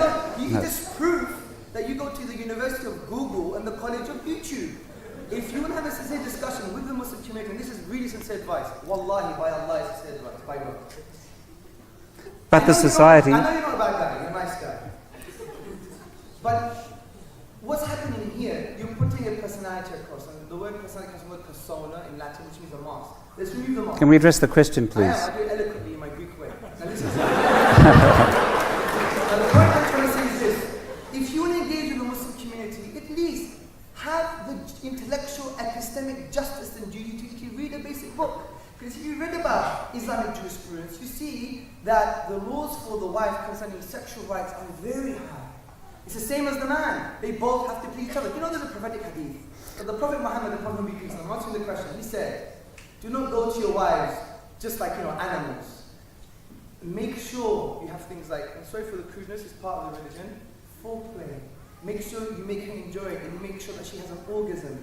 Go to the website, Muslim Matters. It's a famous Islamic blog. They have a many-part series on sexual rights of women, which are fantastic. We're in secular society, in a liberal society, they allow pornography, which is male-dominated. The woman always has to please the men. If you study For example, Dana E. Russell, and she works in Oxford publications and other feminists, they say in a pornographic society, especially even in Australia where you allow things like prostitution and escort service, it's all to do with the pleasure of the man. But Islam says, no, it's the pleasure of the woman, or she could divorce you. How dare you say something about Islam when you have the problem in your Hamza, that is nonsense. No, The Quran and the Hadiths and the practices ever since are entirely devoted towards the pleasure and the rights of the male, with nothing towards the female. What I give you was evidence, you're just making a claim. I said there's You're not showing me any evidence. I'm saying the Prophet Muhammad said, upon whom be peace, that you actually do things like foreplay, that you make sure that she's satisfied in bed. Is that evidence for you? Or do you want to say what Muhammad said? He also said that you can treat her the same as you would a cow, or a field. You can plough her how and when you want, as if she was a field, a tilch it's called in the Quran. Yes. If you know the word Arabic, you know what it means. Basically, the Quran also says that we are garments of each other. You know when you have a garment, it's like you feel warm and you're close and you're intimate. It's imagery, it's imaginistic language. Now if you go to the Arabic, basically it means, don't think that pleasing her is just basically penetration. Pleasing her is everywhere. That's the point. But the point is, Hamza, no, let me finish. you're straying off the question. No, you are misreading the Quranic text, because the Quranic text is telling us to ensure that the woman is pleased, and therefore don't concentrate on one area, concentrate on all areas. It's actually The a problem very is- postmodern document from that perspective. The problem is, you can please her whether she wants it or not. No. She doesn't have any say in it. Look, the Prophet Muhammad said there is no harming and no reciprocation. Anyway, I'd like to move on. Oh, because you don't like the answers? No, because you're not answering it. So the next question is, the Sharia law says very clearly that when a woman reaches a certain age, if they divorce, the man can divorce her simply by sending a message 3 times, or saying a phrase 3 times. Is that correct? This is the last question. Okay. Yet a woman has no such rights. And once the children reach a certain age, the man gets all the property. The woman is left with nothing. I was involved, when I visited Nepal, I was part of a delegation to write part of a new constitution for them. And that covered many countries in the region, including Bangladesh and India, which have Islamic populations. And then one of the major concerns was the property rights of Islamic women. Listen, let's be fair. And I find this very, very frustrating, because you refer to countries like Bangladesh. You have Sheikh Hasina, who's a despot dictator, killing her own people. She's basically, Sorry, we're talking about Islamic customs, not the ruler of the day. The Islamic customs are very clear that women are treated as property, as very inferior beings, and that cuts right against all human rights that I stand for. You need to come to my house. Who's the property?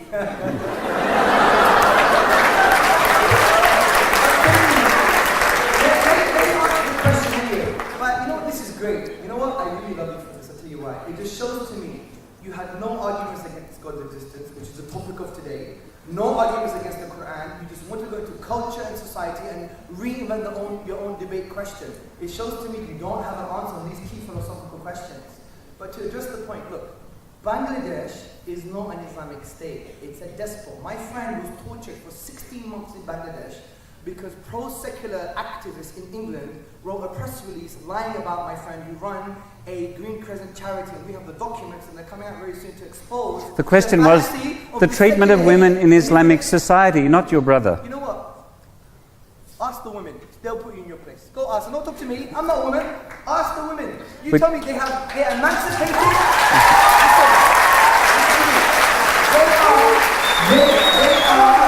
They don't have to pay for their education. They don't have to pay their food, shelter, clothing. They don't have to pay for their own makeup. You tell that to David Cameron. You tell that to David Cameron, who has 80,000 homeless people, homeless women, and women are going to prostitution because of no money. In an Islamic state, a woman is an honor. She is an honor. She needs to be protected, and she has food, shelter, and clothing. In Australia, you have people. Go to Perth, go to Brisbane. You have the Aborigines women who are drunk and destitute on the roads because of the secular system. Very cheap. Very cheap.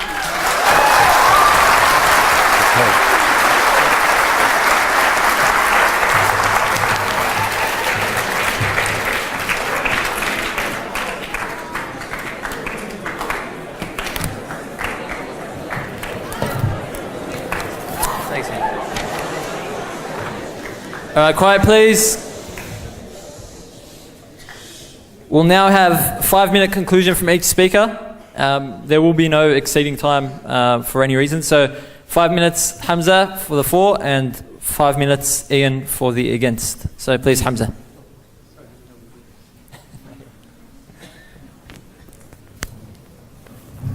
I mean, to be honest, I've made up my mind, and I think I'm really looking forward to engaging with the audience, because I hope the audience is far more nuanced and doesn't refer to Google and things that even Muslims disagree with countries that we believe are not Islamic in any shape or form. If you go to the constitution of Bangladesh, it borrows things from Britain and other places.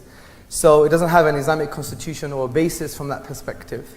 But I think, just to end, I think what we need to understand is our arguments are strong. As we could see with the great-grandfather and great-grandmother example, we see that his epistemology is incoherent. Epistemology means how to get to know things.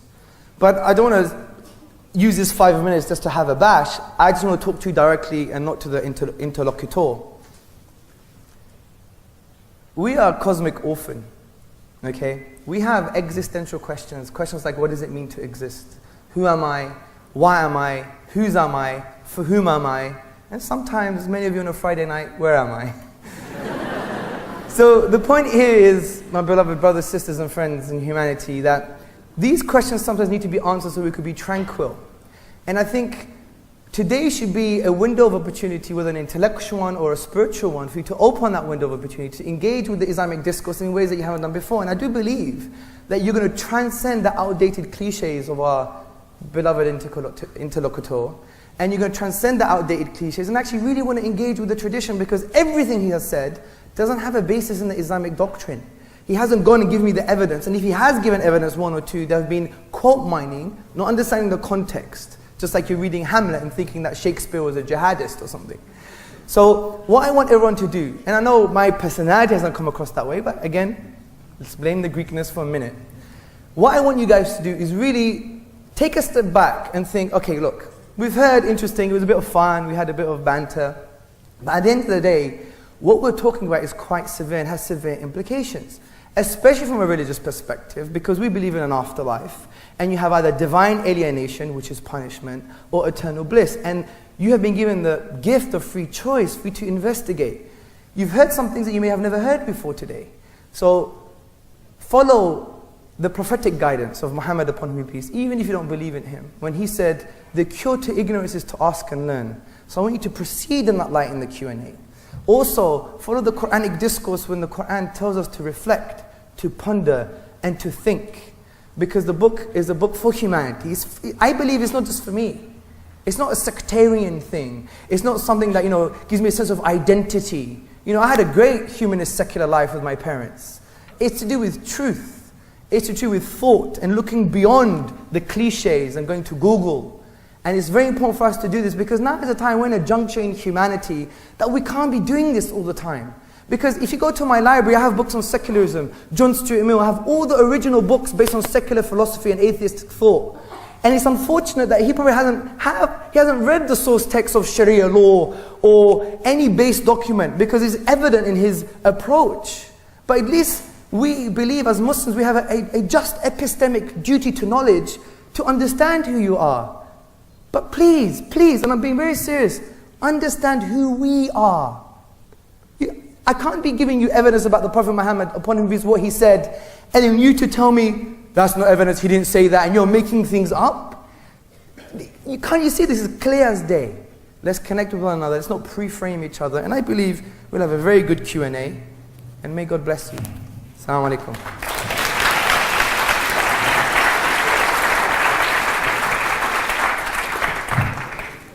And for 5 minutes, we have Ian now to conclude. After this, we'll have the Q&A session.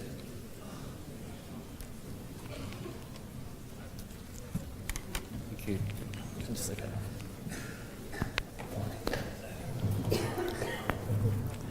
Okay, well, for my concluding remarks, I'd like to firstly remind you that all through my engineering career and all through my university lecturing, I have been held accountable for the truth.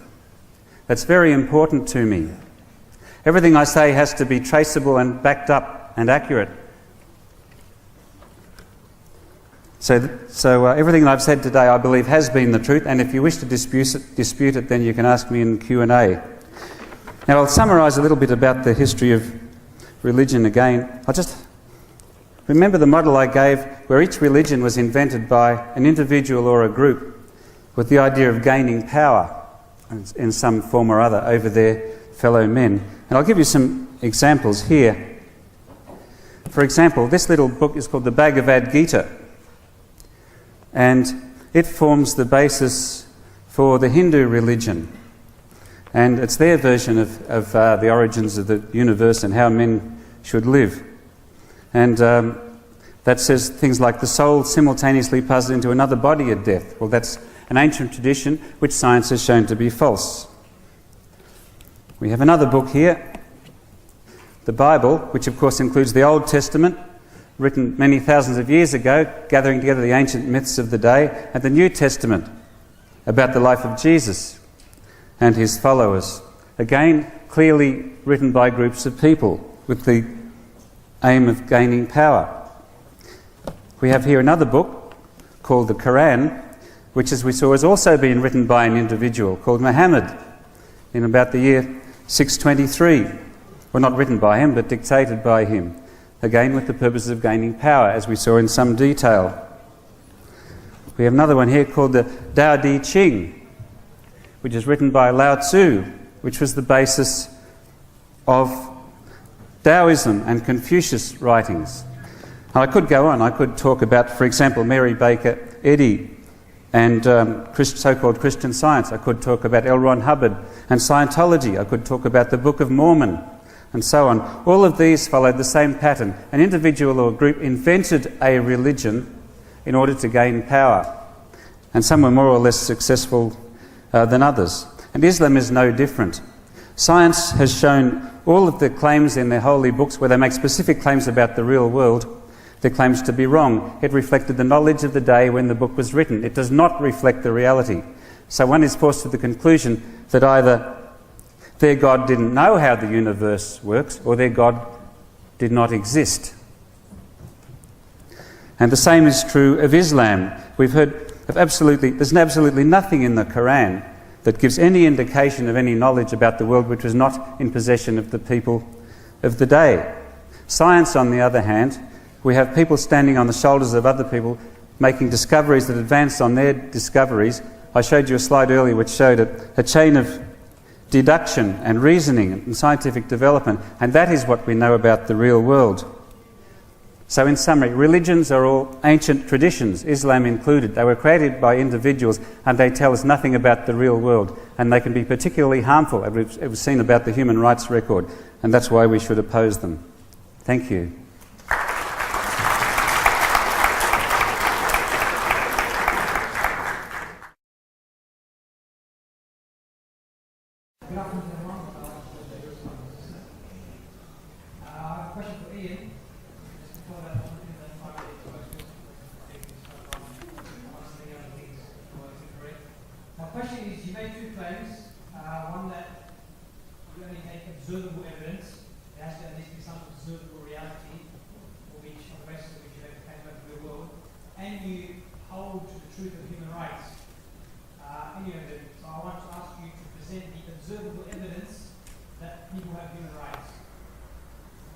Okay, thank you. That's an excellent question. Okay, my view is that facts about the real world rely on observable evidence, and questions of human rights are a matter of choice. So therefore they're not in the same category as scientific truths. For example, if we say that the moon is so many thousand kilometres away, that's physical evidence, and that can be tested and observed. If we say that women should be treated equal to men, that's not a fact about the universe. That is an opinion, and I'm the first to admit that. Having said that, I'll say that the secular party and the other atheist groups that I've mentioned from time to time have chosen to adopt universal human rights based on principles. The first, if you like, a core principle, it could be the sentience of intelligent beings. For example, human beings, to take the simplest example, that all humans have equal rights, and we should respect the wishes and the welfare of all humans. And that is a principle which can't be proven by observation. It's a principle which we freely admit that we've adopted voluntarily. And from that you can use scientific evidence to flow on to see how we should treat people. And one of the ways we should treat people is to make sure that men and women are treated equally. I think, does that answer your question? The next question from this side of the room. So, have we already got a question over there? Yeah, question, please. Yes, firstly I must say I think there's been errors of fact on both sides tonight. Firstly, Ian, you made quoted the quote about the known unknowns that has been attributed to Colin Powell. It's actually Donald Rumsfeld who said that. I think you should correct that. I'm also a great background answer, so I admire you do have some erudition, but I think your passion sometimes overwhelms you at times, and you also maybe stray from the path of factualness. The question was... The question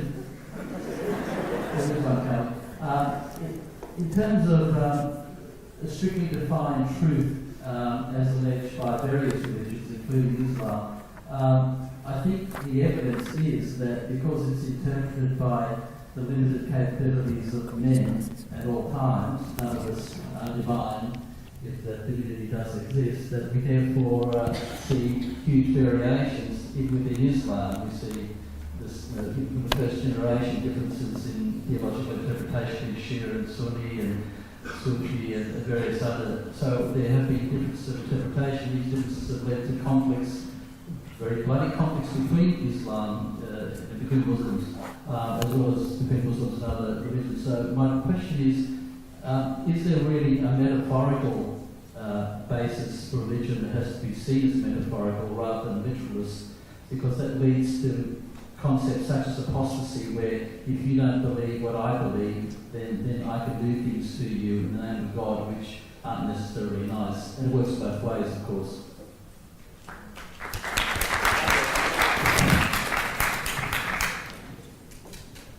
And therefore God doesn't exist, or therefore Islam is not true.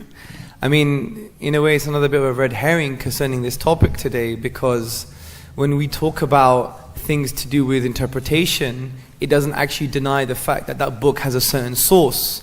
For example, we know Shakespeare probably most likely have written Romeo and Juliet, but you have different, if you study English literature, you see there's different kind of literary analyses of Romeo and Juliet. Just because of different literary analyses of Romeo and Juliet, it doesn't now deny that Shakespeare didn't write it.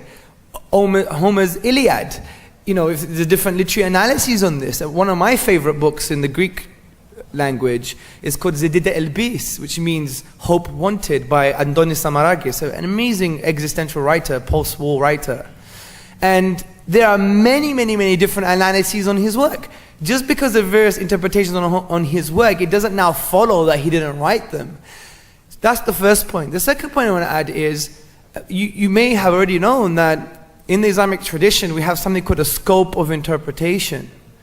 There's a scope of interpretation which was something admitted by the companions themselves and by the Prophet Muhammad, upon whom be peace.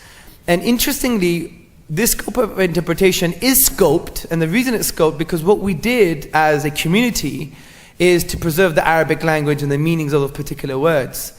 So I don't see how that question actually denies the basis or the truth of the Islamic tradition at all.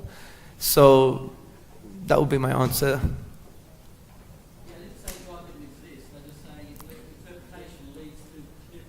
No, that's not true. I give an example. You have different views on liberal foreign policy. You have liberal interventionism, you have those who are not interventionists. And just because, there's different, it's a human reality because we're human agents. And that's just the reality of humanity. And interestingly, when you look at the Islamic discourse, when you see the scholars differing, because you can choose a conflict here and there, but I don't think secularism has any more high ground. They've got far more conflict than anything else if you study history properly. Now, you see the scholars would always say, especially when it comes to matters called ijtihad, which is you don't have anything conclusive, you're working hard within the source text of Islam to form a conclusion. all the ulama, the scholars would say, Wallahu alam, and God knows best. And for example, Imam Shafi, one of the amazing scholars of Islam, he would say, when I discuss with someone, I pray to Allah that the truth comes from his mouth. And when he made a conclusion to do with jurisprudence about Islam, he would basically say, I'm 99% true with an element of doubt. So we had a highly nuanced tradition. So if we do read about it properly, I think you see that your question doesn't really apply in its totality. Thanks. Okay, so I'll take the next question from the Excellences. So we have a question to Ian, only because Hamza answered last. So Ian, what is your direct evidence that the Prophet Muhammad and his family gained power from Islam?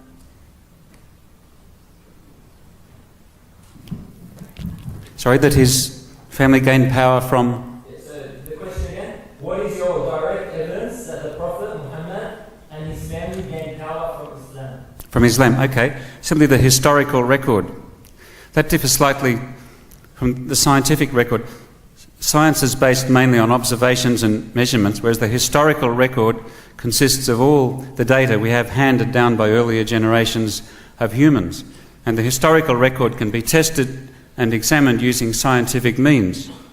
But the history of mankind has been well documented through archaeology and paleontology and geography and many different scientific ways, dating of many types. So we have a very accurate record of what happened in most parts of the world, especially where records were kept, such as the Middle East. So that's how we have an accurate record of the life and times of the Prophet Muhammad.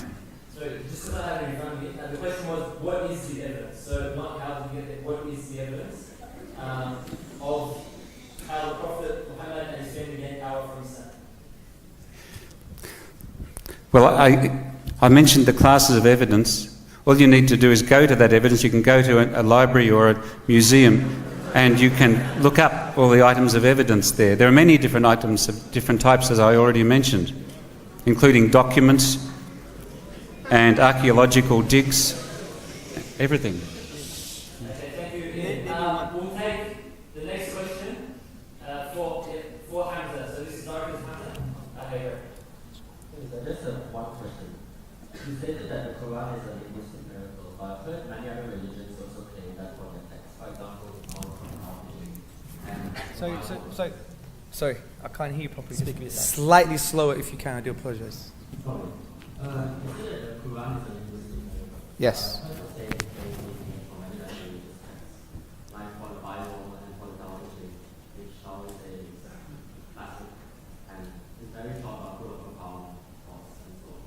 So, how can we accept your argument as applying to the Quran and not these other religions? Okay, good. Well, I think claims by other religions is irrelevant. I've made a claim, analyze it and assess it. Just because another religion has made a similar claim, it doesn't now follow that my claim is not true. It's a bit of a logical fallacy, right? So what I think you should do is take what I spoke about into consideration. You could speak to me after, I give you a whole list of references, and you could investigate that for yourself. What I gave you was the philosophical implications of the argument. If it's true that no one's been able to challenge the Quran, if it's true that when we exhaust the nature of the miraculous event, which is the Arabic language, and we can't produce the miraculous event, there's no naturalistic explanation. If that is true, then go and investigate it. If some other traditions have made similar claims, it doesn't now follow my claim's not true. That's the point. And secondly, I think you may be a little bit wrong. I don't think the Bible claims, or the Tao Te Ching claims to be a linguistic miracle. It claims to have profound wisdom. My argument is not on the meaning of the Quranic discourse or the way it sounds to you. My argument is on the literary structures, which is more observable and objective. Those are two different things, and I hope that clarifies. Thank you. Thank you. We'll take the next question from that side of the room. So we're going to sort of back and forth. Who we have? Question in the far corner. This one is to Ian. I'm assuming. Yep, great. So, would you believe if I tell you that there was a big ship which was loaded with equipment and it went from China to Singapore and then to America and then to Antarctica without any captain or control center? So I assume there's going to be a follow-up question. Can we just ask follow-up question right away? It's just yes or no. I just want the answer. Oh, that's all? Yeah. Okay, would I believe it? Well, I'm not quite sure I get the drift, but I think you're explaining to me perhaps something that I wouldn't expect, asking me what evidence I would seek to believe it. Well, the first thing I'd do is show me the evidence for this ship existing, if it sounded very unlikely. But if it did happen, would you believe it? If the evidence stacked up, I certainly would believe it, yes, of course. I follow the evidence. Do scientists believe things? Scientists don't generally say whether they believe this or that. They say that I have confidence in this or that because the evidence supports it or doesn't support it. So I often say, show me the evidence if I'm confronted with something I don't understand. Then how can you agree this whole universe runs by itself if you want to believe that?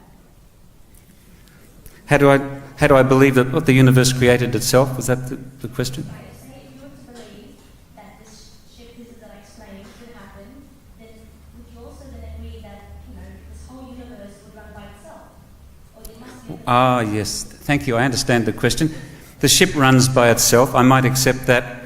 And would the universe run by itself? Well, I showed you a slide before describing the four forces. If we had more time, I could go into each of those forces. I've studied cosmology and physics a fair bit. And what it shows is that the universe, at least within 1 microsecond after the Big Bang, ever since the universe has indeed been running itself. There's no evidence of any intervention. This doesn't mean that it has a remote pilot or anything like that. It's a natural process. Scientists call it a naturalistic explanation of the world, where natural things like the four forces run the universe. And there's certainly no evidence of any god or supernatural being or prophets or holy books that can change that situation. So yes, indeed, I believe that the universe is running itself and has been for 13 billion years. Okay, thank you for the response, Ian. Thank you. We're now going to take an SMS question for Hamza. Hamza, you explain that infinite chains cannot exist. It would have to follow that God does not exist. Please explain.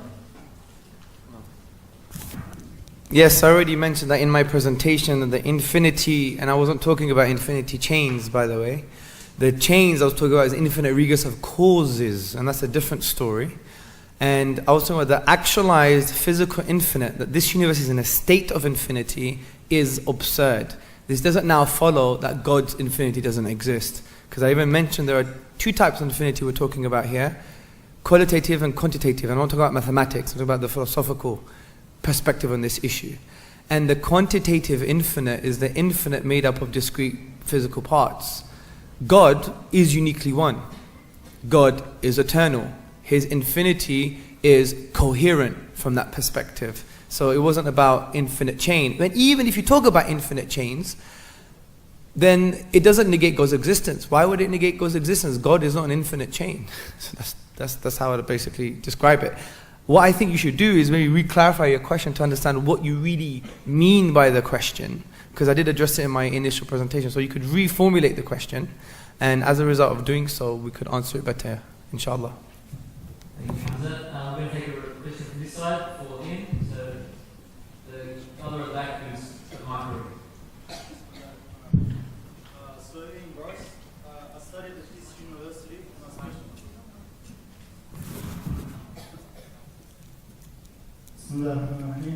So Ian Bryce, I studied at this university and I specialized in physiotherapy. So first of all, Wikipedia is not a source of accreditation. Sorry guys, can we just get straight to the question? Just run out of time, there's a lot of questions, sorry. There are evolutionary concepts that science has attempted to prove and have failed. In regards to evolution, I want to know where the missing animals are leading from apes to humans. Thank you. Thank you. Well, as regards missing links, there are many, many different fossils have been identified from many different sites around the world. The fossils linking apes and humans are very well established. There are hundreds and hundreds of them. The main problem is that every time a new fossil is discovered, it splits a gap into 2. So if you talk about the gaps in the fossil record, all of a sudden, instead of 1 gap, you've got 2. So the more fossils they find, the more that the evolution deniers can deny it. And I'll just indicate to you that There's a little book here called The Evolution Deceit, which I picked up at the University of New South Wales. Now that is subtitled The Scientific Collapse of Darwinism and Its Ideological Background, and it's based on the Islamic view. Because evolution isn't mentioned in the Quran, they say that it's wrong. Well, do you realise, especially to the Islamic students who might be studying at a university, to get hold of a book like this, which denies half of the fields of that university and disparages all the scientists and researchers around the world who have studied evolution and found that evolution is the best explanation there is and fits all the facts. What an insult to them for an Islamic group to put out this book which denies half of what the university does. So, yes, evolution hangs together as a coherent theory, and there is no other theory. The idea that God made it is no explanation at all and has been refuted so much. You can regard it to betting on a football team. If your favourite team has played 10 matches and lost every one, you might be thinking about changing sides. If you've got, if they've lost 100 times to one, you might think very strongly about it. But the scientific evidence versus religion, the score is not 100 to 1, it's 1 billion to 0. There is zero evidence for any creation or any God or any Islam. And there are 1 billion items of evidence in favour of science, which you can find out in any library. So if the score is 1 billion to 0, I suggest it's time to think about changing sides. Thank you, Ian. We'll take a question from this side for Hamza. G'day Hamza. I admire your skills in rhetoric and sophistry. My question is regarding... You're welcome. My question is regarding your claim that the Quran is miraculous. If it is miraculous, how can it be so misinterpreted by so many Muslims, such that it splits into, as we heard earlier, Sufism, Sunni, Shia, and which of the various branches of Islam, which exist all around the world, there's quite a few minority ones, beware, and almost since the inception of Islam, they've been busily killing each other. So which is the true one, and which ones need to be wiped out as heretics and apostates, and which ones are correct? Yeah, it's a very silly one as well. You should never ask a question by insulting someone in the beginning. That's not very nice. But anyway, that doesn't matter. My point is this. I want you to think about your own question. I want to help you get the right intellectual tools to think about your question. Having different interpretations doesn't negate my argument. How does different interpretations of the meaning negate the fact that it's a literary structural miracle? It doesn't. You're talking about human agency, the meaning of the words, you're talking about political interpretations, and you're assuming as well that their interpretation is as a result of going to the text itself. It could be as a result of something external, because a lot of other interpretations that you're talking about were as a result of external philosophical influences. So the point is, there's a whole lot of assumptions in your question, and I would even say it doesn't even have to be answered, because your question doesn't deny the fact that this book has numerical coherence, is a unique literary form. As I said, and I spoke to the other gentleman above, he was Greek apparently, that Shakespeare, we know it came from Shakespeare. There's different literary analyses on Shakespeare. Homer, different literary analyses on the works of Homer. John Fletcher, Antonis Samarakis, who wrote Zedida and Beast. There are different interpretations. It doesn't follow, and this is what logic teaches us, it doesn't logically follow that since you have a different interpretation or analysis on a literary text, it doesn't deny its authorship, or even the fact that Shakespeare now didn't use the iambic pentameter. For example, the literary form of Shakespeare was the iambic pentameter, the blank verse, trochaic verse. It's one form, but you can have many interpretations because of the meaning of the words that sit within that form. So your question is a red herring. Thank you. Thank you, Hamza. Next question is again from the SMS. This is to Ian. If secularist morals shift across time in regards to changing social values, will acts such as incest be viewed as accepted in the future? So we'll probably have, just because of time, we'll probably have one last question after this, and then the debate will be over. Now the answer is no. Incest causes all sorts of problems and potential unhappiness, and is certainly not part of the secular outlook. That was short and sharp. All right, thanks, Ian. Last question for Hamza. Right at the back over there. Last question. Hello, everyone, and hello, Hamza, Ian. A lot has been spoken about the Quran tonight, obviously, because it is the underpinning of the whole faith. And unlike other religions, in my interpretation, no other religions say that their holy text was written exclusively and by God and never adulterated, unlike the Quran, where it is claimed that it is the unadulterated word of God, passed down generation after generation perfectly.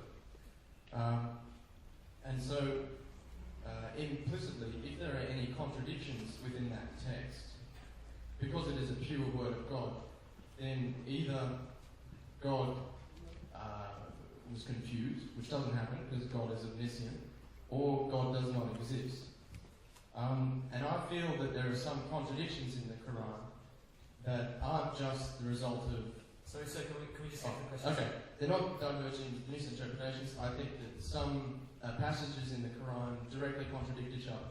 For example, verse 256 is one of the verses that says that there should be no compulsion in religion because truth will reveal itself. So pretty much, live in that die attitude.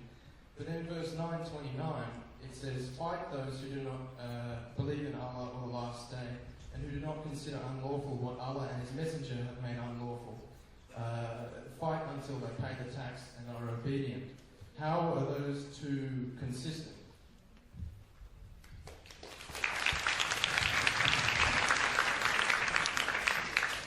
It was extremely consistent, because the Quranic interpretive methodology is that you interpret the Quran with the Quran first. Quote mining, misquoting without reading the few verses before and after, it is a typical strategy. Let me give you the tools now to understand the Quran. The Quran is interpreted with the Quran. For example, the Quran mentions in one place, those who are guided, they will go to paradise. Or these people will go to paradise. It doesn't mention whom. In other places, it specifies the people who go to paradise. So sometimes you have general verses, and those general verses are specified elsewhere in the Quran. So, concerning chapter 9, especially the verses that you're talking about, this was to do with a political situation where the polytheists wanted to basically annihilate all the Muslims, convert them back to polytheism, or kill them all. And God, in His infinite mercy, because I believe this is a verse of mercy, because if God says be passive, then there'll be no community left. So, what God does, He uses emotive language, and in the context of war, you have to defend yourself, even do maybe preemptive strikes because they wanted to annihilate everyone. That, from a legal language point of view, you're not going to say in the context of war, tickle their toes and give them flowers. You're obviously going to have this kind of language. So if you read the verses before, what does God say? God doesn't like the transgressors. In other places in the Quran, Surah Baqarah, referring to war, don't transgress. Talks about, if they incline to peace, you incline to peace. So these verses are in a social political context. Do you see? So I think when we have the right tools to understand the Quranic discourse, we won't make such questions, because I think we need to, I have these questions all the time on email. I don't even give them the answer, I give them the tool to say, read the 10 verses before, read the 10 verses after, or read the chapter itself, or read other verses in other chapters related to the same topic. And also read the prophetic traditions that explain these verses too. And if you have those tools, there's absolutely no incoherence at all in any shape or form. So that's probably the best answer to give, is to give the tools to understand the text from that perspective. Thank you, Hamza. Are you able to sorry, is that it? Sorry, I have to end it there. We've gone over time, and like you said, that was the last question. Feel free, if Hamza is going to be hanging around, feel free to catch him after if you can. We're just going to end the debate there. I hope everyone benefited from this debate, hearing the two sides of the arguments around the topic, the Godless Delusion. Just finishing off, we'd like to present Hamza and Ian with a small token of gifts for their